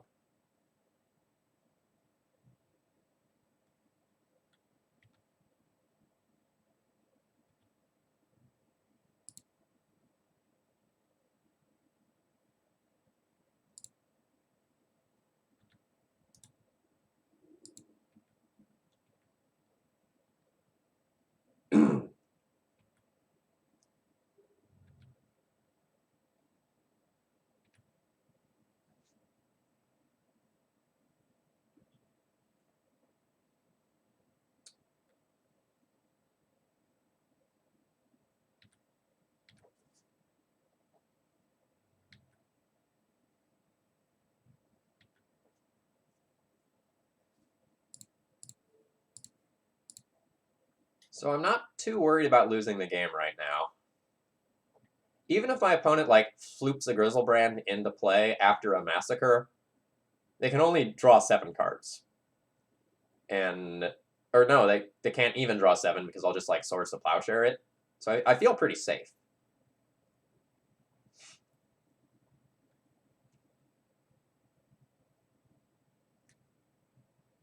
Alright, and we took down Tin Fins. Awesome, awesome, awesome. Very, very happy with that. Oddly enough, I think Tin Fins is a favored match for D&T, whereas Black-Red Reanimator is not. Just because, like, Caracas is a much more damning card against Tin Fins than Black-Red Reanimator. When Black-Red Reanimator draws 14, like, crap. When Tin Fins does, though, like, they never get a permanent creature, right? So a lot of times you make them have to kill you with a Storm Kill, and that's tricky considering some of the other BS that's in our deck. No, Lord Darkview, if they massacre me, which is like basically the only way that I think they can like start going off. If they massacre me, my Thalia goes, and then I can Swords to Plowshare or Grizzlebrand. Like obviously I can't do it as the board stands, but I have the potential to do it in the future.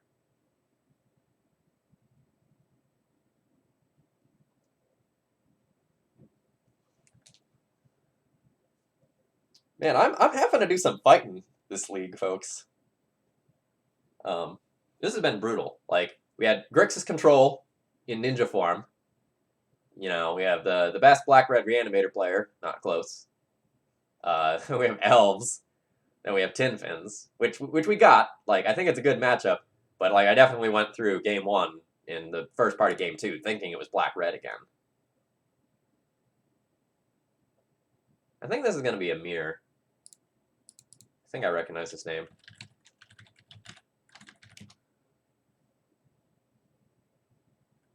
So either maybe Death and Taxes or Blue-Black Death Shadow. Well, if this is Shadow, this hand is fire.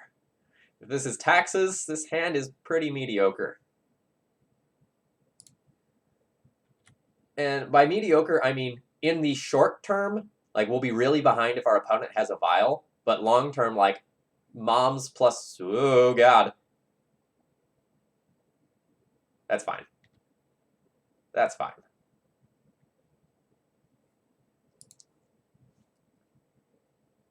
So we are probably going to be playing against Red Prison here.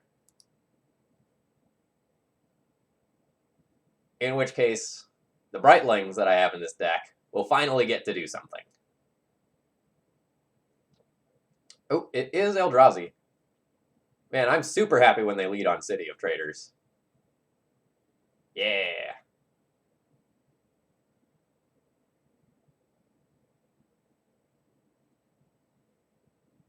Ooh, okay. So this is great. The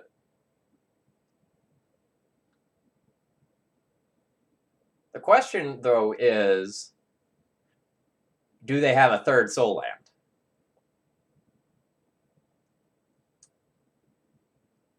And Thought-Knot's here. And I think the answer is no, because like they'd probably want to Thought-Knot if they did.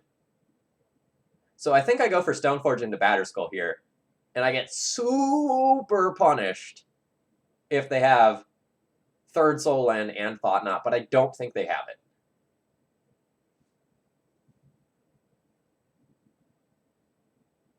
Like, if they do have Thought-Knot, the better line is probably just to play Thalia to just, like, start stalling out these smaller creatures.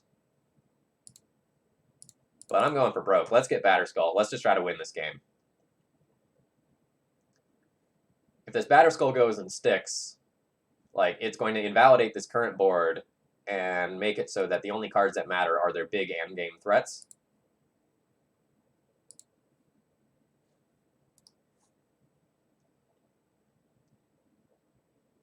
Basic Plains, such a strong Magic card. Yeah, I take the 4. Fuck me! Come on! Come on!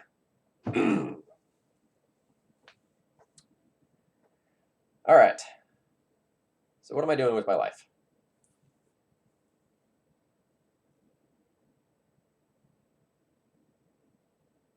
I can just play Thalia and, like, wall this for a turn. Or I can play Batterskull. So what happens if I play Batterskull? So I play Batterskull, I block one of these. They probably use 2 Jitte counters in order to kill it.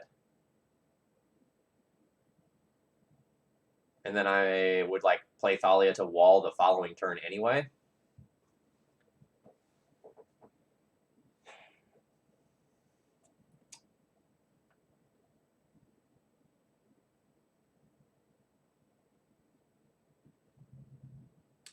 I think I'm supposed to play Thalia.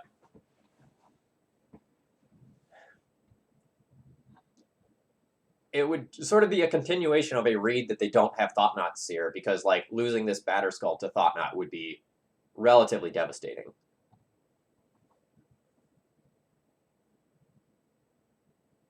I think I have to continue the read that they do not have it.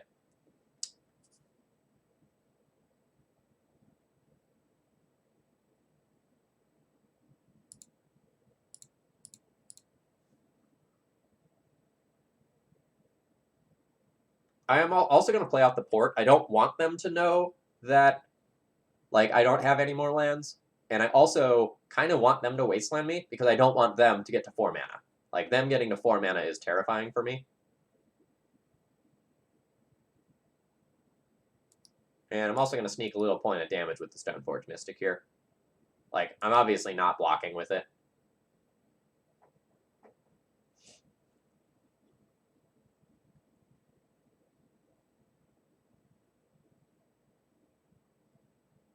Nice. Nice, nice, nice, nice, nice. Okay. So,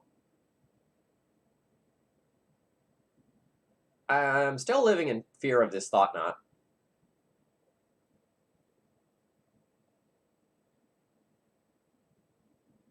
I think I just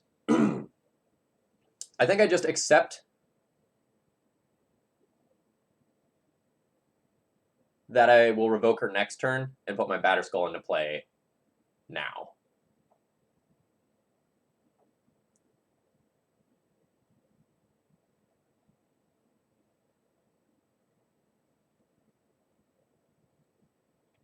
No, I need to progress my board. Because things can spiral out of control at some point. And, like, if I was still making land drops, like, I'd very much consider that, but I don't think I can with current board.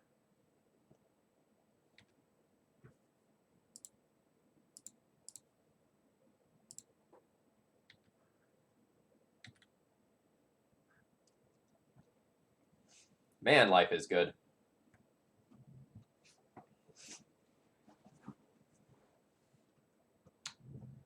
So, like, I can revoke her Jitte this turn and, like, start turning on the aggression. And they can't even, like, Warping Wail or anything like that. I guess Dismember is something that could occur.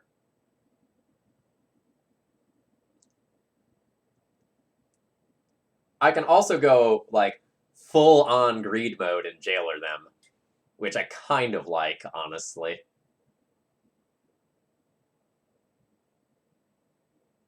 Chat says greed. All right. Chat says greed.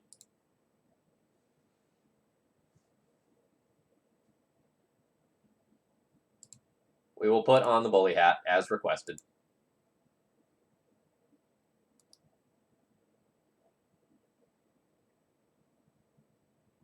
So we'll leave the Thalia back to have a first striker so that they can't get the Jitte counters, but these 2 attacks are safe.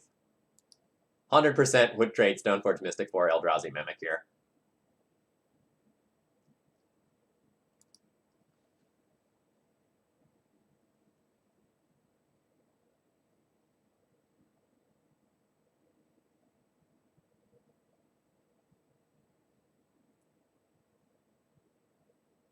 Thought Nasir taking the Revoker is a little annoying, but not the end of the world.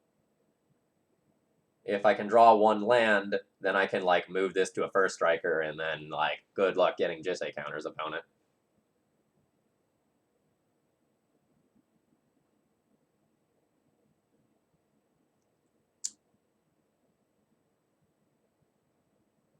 So I can't let my opponent become the Monarch. I'm just thinking about, like, how I want to do this. I think I block here and take that trade. Nice. Nice!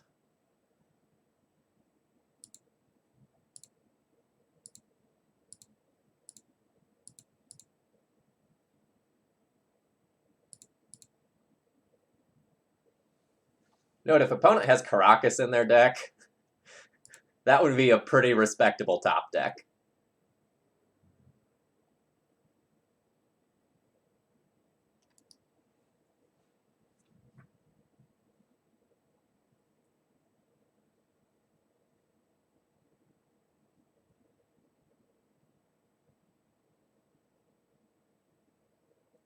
I can make a monster.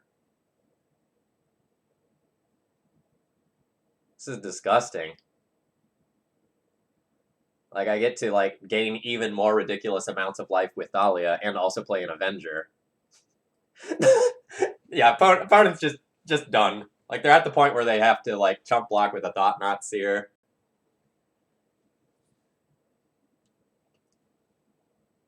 Lindosive, there's a Simian Spirit Guide in exile there.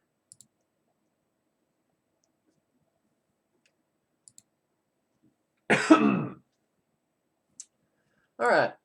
So I like anything that's like removal, and Brightling is sweet as well. So we're probably gonna have 6 or 7 cards to bring in. Looks like 7. Mom is the first obvious cut in this matchup. It's just really not where you want to be against, you know, a colorless deck that also plays Chalice. Like, all in all, very bad. Sanctum Prelate, similarly, like, you're not really shutting off things that matter. And while Thalia was an absolute MVP that game, she was largely an MVP due to our opponent stumbling so much at the beginning and not having mana to deploy their cards.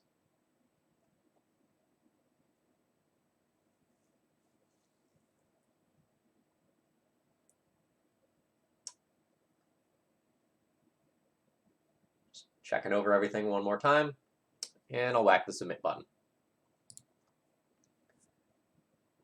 Feeling pretty good here. I think the Eldrazi matchup is favorable for D&T as a whole, but we can't beat a lot of their best draws.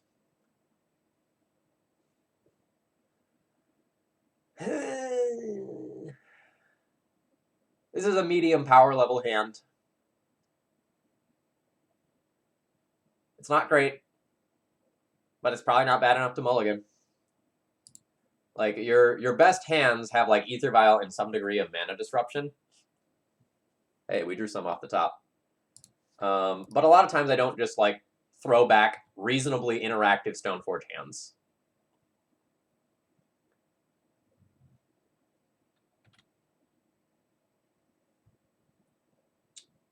While I don't really love wastelanding when my opponent has a threat in play, we can potentially have a repeat of the last game where I keep them off of cards that matter. Like, if I'd keep them off of casting something like a blah, blah, blah, blah, blah. Thought-Knot Seer, that's just, like, so great for me.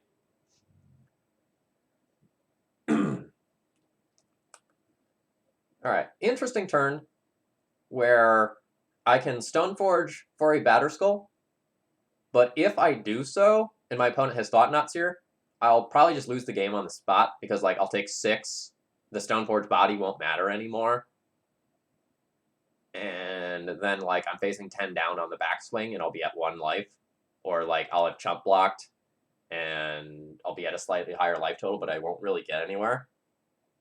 So it's probably correct to just play out a Thalia and try to stabilize the board a little bit. It's awkward because, like, my opponent will still probably ship the Matter Reshapers into this Thalia. I'll take 3 and give them a card. But I have a lot of tools, and I probably just need to live to use them. Alright. Super rewarded for the line of play that I took. The Stoneforge is going to disappear, but that means, like, Thalia can kind of hold the ground against this, and then I can play a Brightling and try to gain a bunch of life.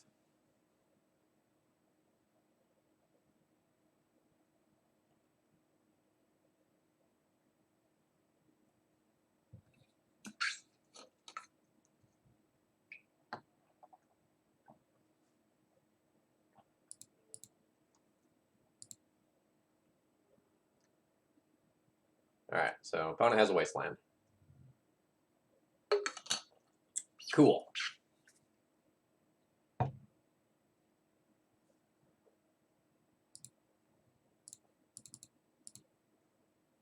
Again, just, like, note the power of basic planes here.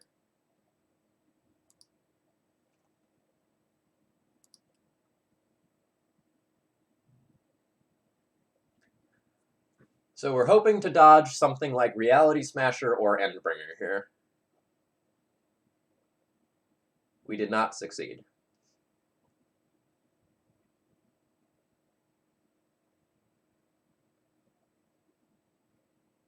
Okay.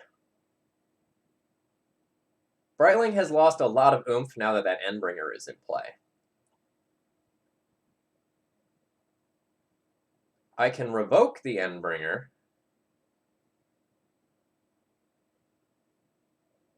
But I need to think about this turn carefully, because there's definitely a world where I'm supposed to, like, take the 2-for-1 here and just take the Thought-Knot Seer off of the table.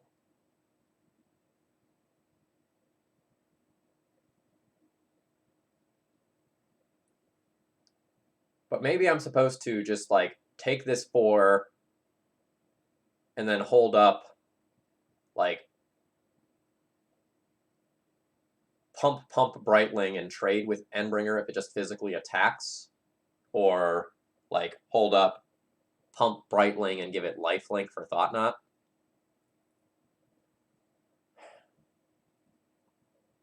The issue with double blocking is that, like, while I draw a card, it still leaves 8 power on the other side of the battlefield, and then I can't really block with the Revoker reasonably.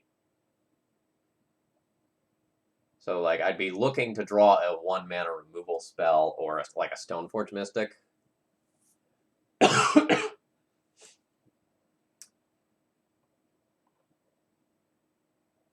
I think I take this hit. I think I'm looking to lock down the board. Man, basic planes. So good.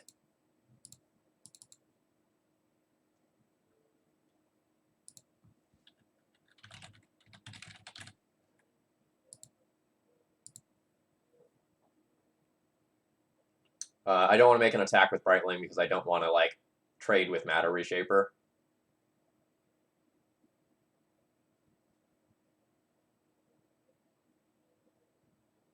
Although I guess if my opponent blocks with Matter Reshaper, I turn it into a 2-4. But if my opponent double blocking would be awkward.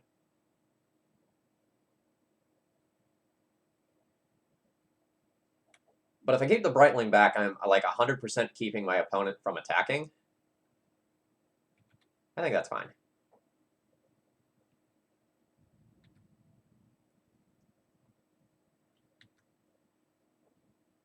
Attacking would be like playing towards my opponent making a mistake.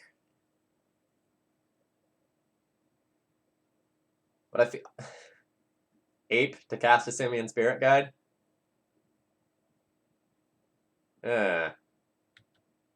That's an annoyance.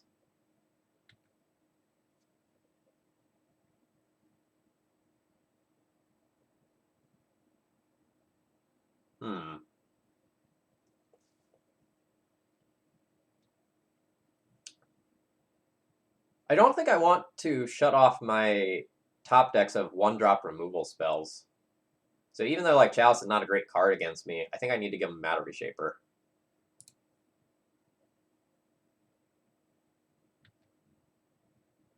I think my Flicker Wisp is going to have other duty to do this game.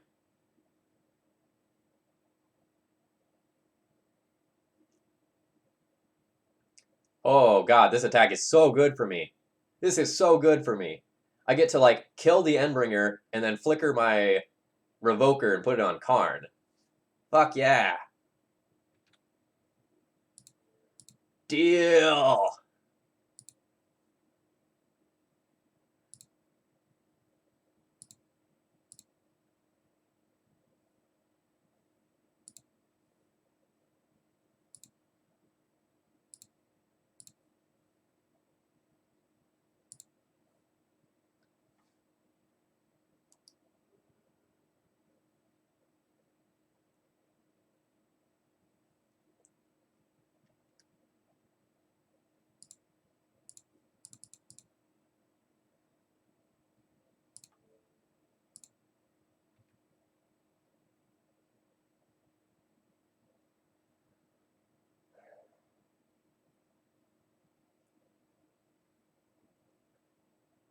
If I play Relic Warder, it stops the Thought-Knot Seer from attacking. But if I play Vial, I'm setting my... nah, I'm just going to play the Relic Warder as a crappy 2-2.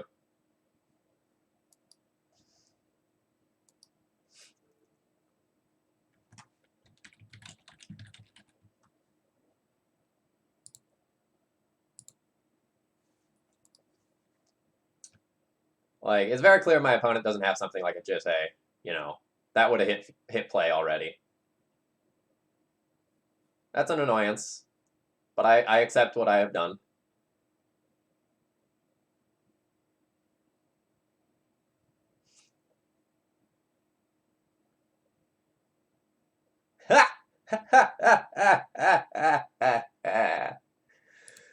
Man, I'm such a bully.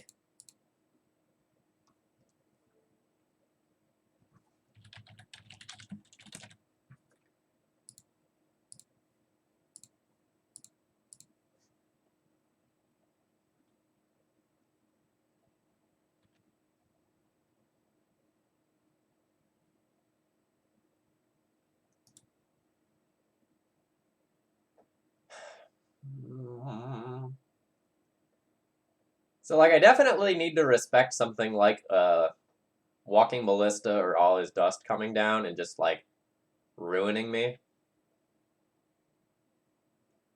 So, like, it's possible... Nah, if my opponent Ballistas or All His Dust, I think, like, just, like, the creatures on board are going to beat me.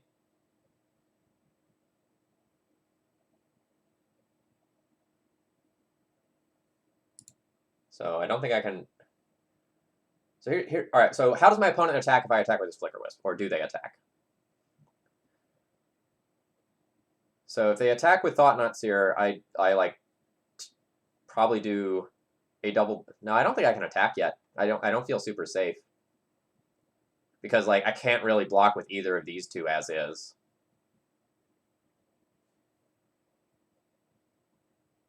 Yeah, I don't think I'm in attacking territory yet.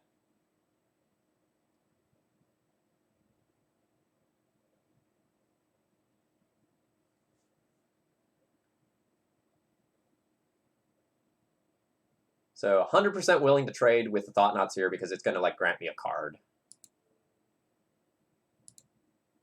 So Flicker Wisp and Relic Warder can take that out. Thalia can first strike away a Matter Reshaper. And we'll see where that puts us.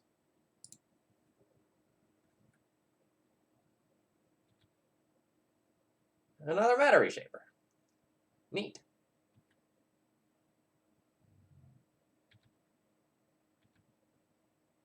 Basic Plains. You're so good that I won't even complain about drawing you right now. This is a little scary, actually, because, like, the turn that they draw a bomb, I'm going to take a lot of damage. Especially if that bomb is Reality Smasher.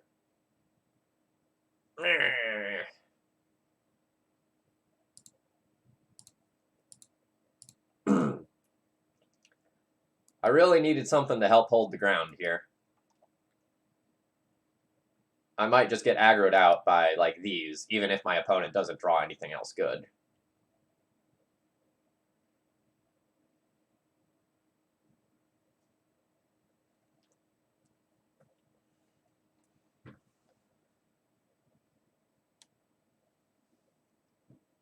Ugh.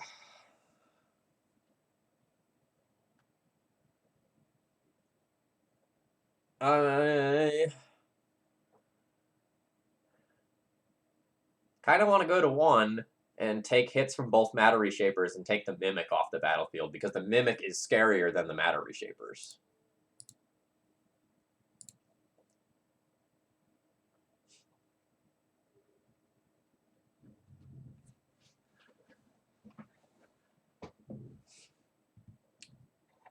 Alright, we have a lot of great draws, but we really need to not whiff this turn. Alright, that is not a whiff.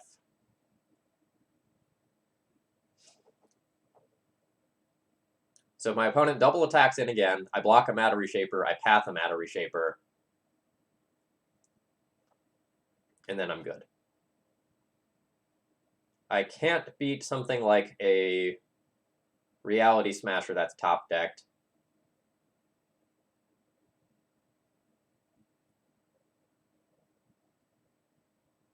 What if my opponent draws like a Warping Wail or a Dismember?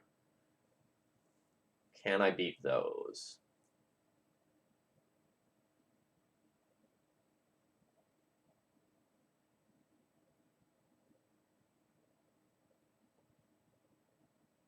Probably not. Like, I can leave some Revokers back and not attack with them. But I think I need to, like, start trying to kill my opponent.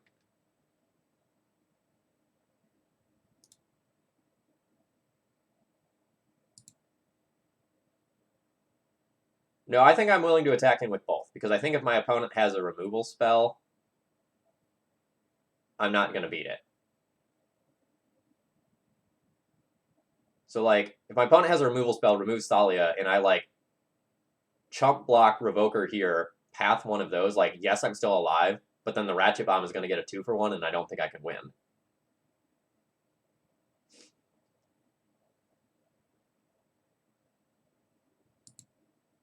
So my plan is to attack life total with both of these next turn, and then I might take a turn off to kill the Karn when I can swing for 6 in one go.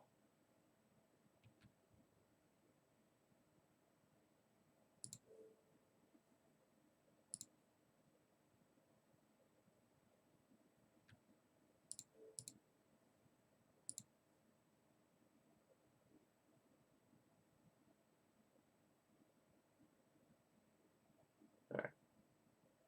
So I can let this one die. Well, it doesn't really matter how I do this. This is happening.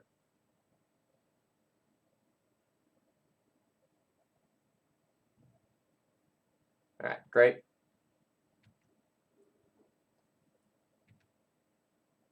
Reality Smasher. Uh-oh.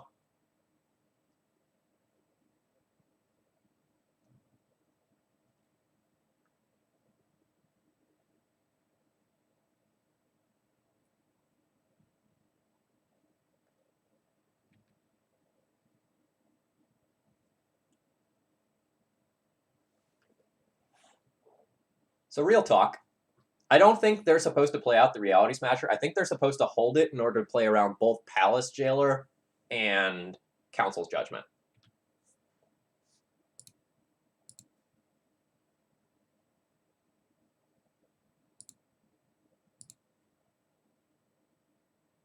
What does that do?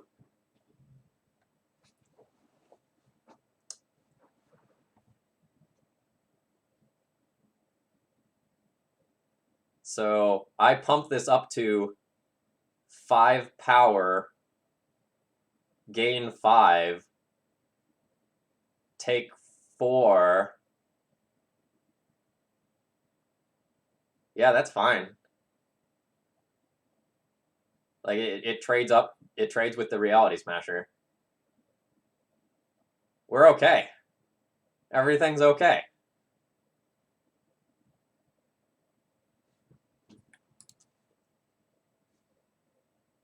I mean, I obviously can't attack, but...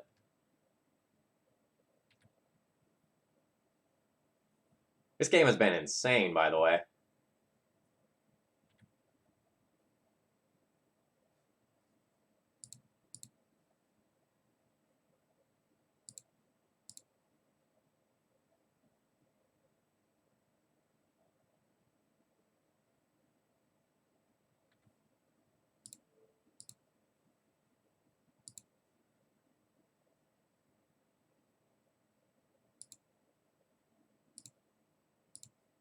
Lifelink.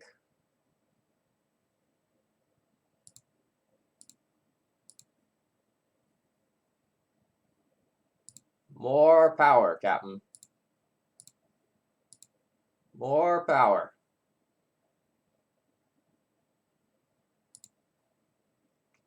No, I want this Reality Smasher off the table.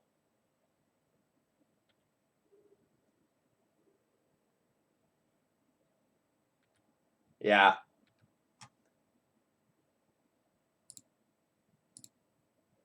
So I'm actually going to pump both of these up to 3 and 4, because the possibility of, like, putting in a Palace Jailer is disgusting. The world is my oyster now. So I can Recruiter for Palace Jailer this Spirit Guide, attack in for 6, and then I would only lose to Smasher. Or I can go Vile in Recruiter, get Flicker Wisp, Recruiter, Recruiter, Jailer, and then I don't think I can lose. So let's do that.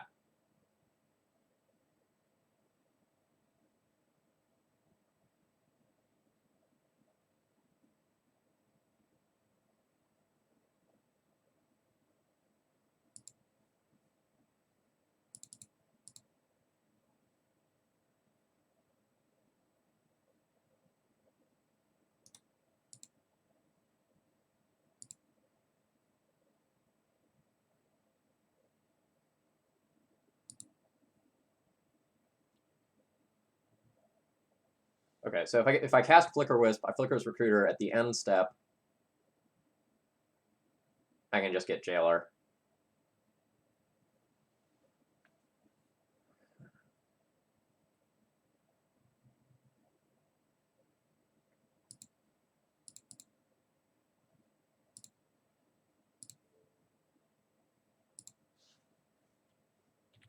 I don't think I need one more card this turn. And I also think I can safely attack with Athalia.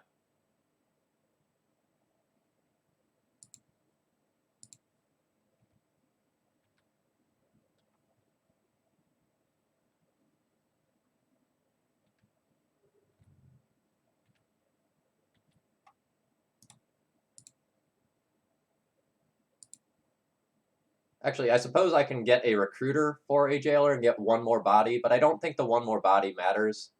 I'd rather have the Recruiter in the deck as a top deck, I think.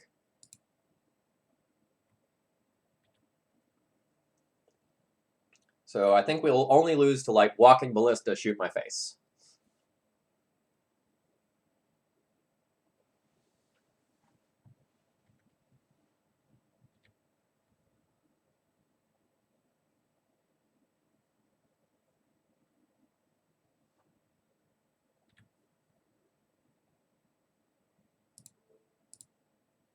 I'll trade.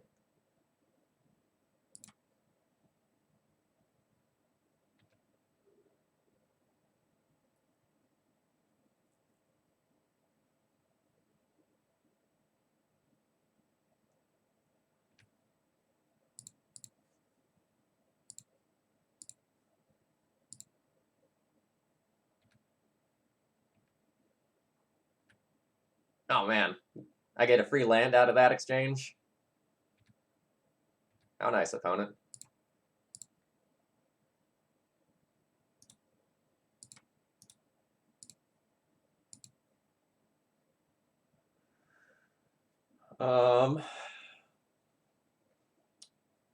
So what can I die to? I can die to Smasher. So I could leave 5 toughness worth of stuff back.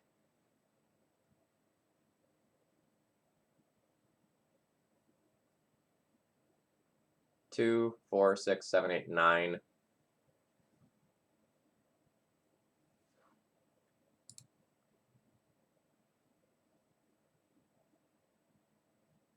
I think I'm just supposed to turn him sideways.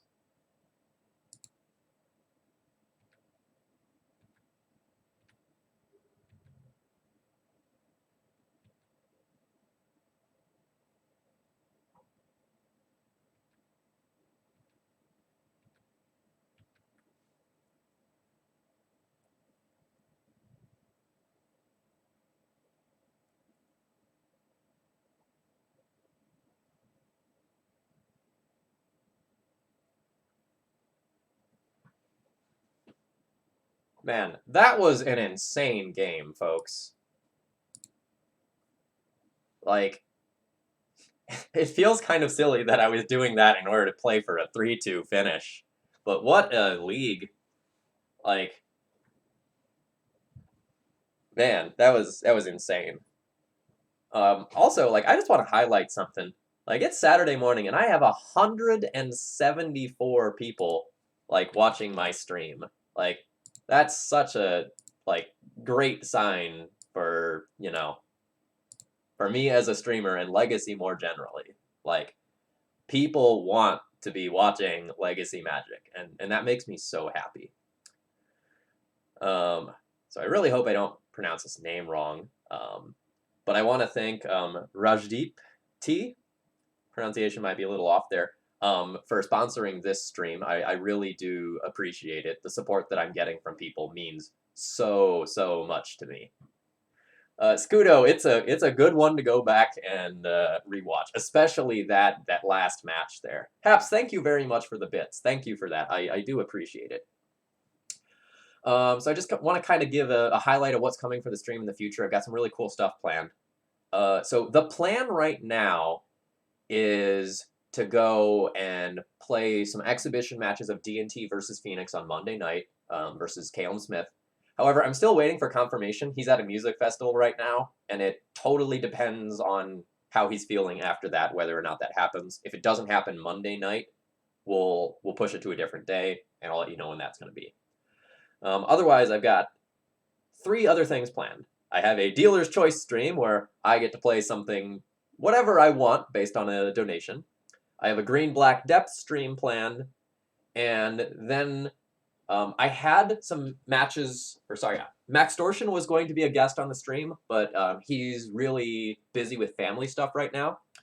So instead, I'm going to get Min on, the other half of that blog, and Min and I are going to play some Blue-White Delver, and we'll see whether or not I still feel like that deck is garbage after playing it. Thank you all so much for joining me today. This is going to be the tail end of my stream. And all I ask is that if you're really enjoying this content and you want to go and support me, please consider doing something. Whether that's as simple as following, retweeting when I'm going live, or maybe subscribing to the stream, or even doing a donation deck list.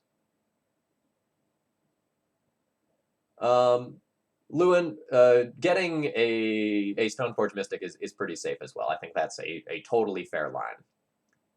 Agate, yes, that is exactly what supporting looks like.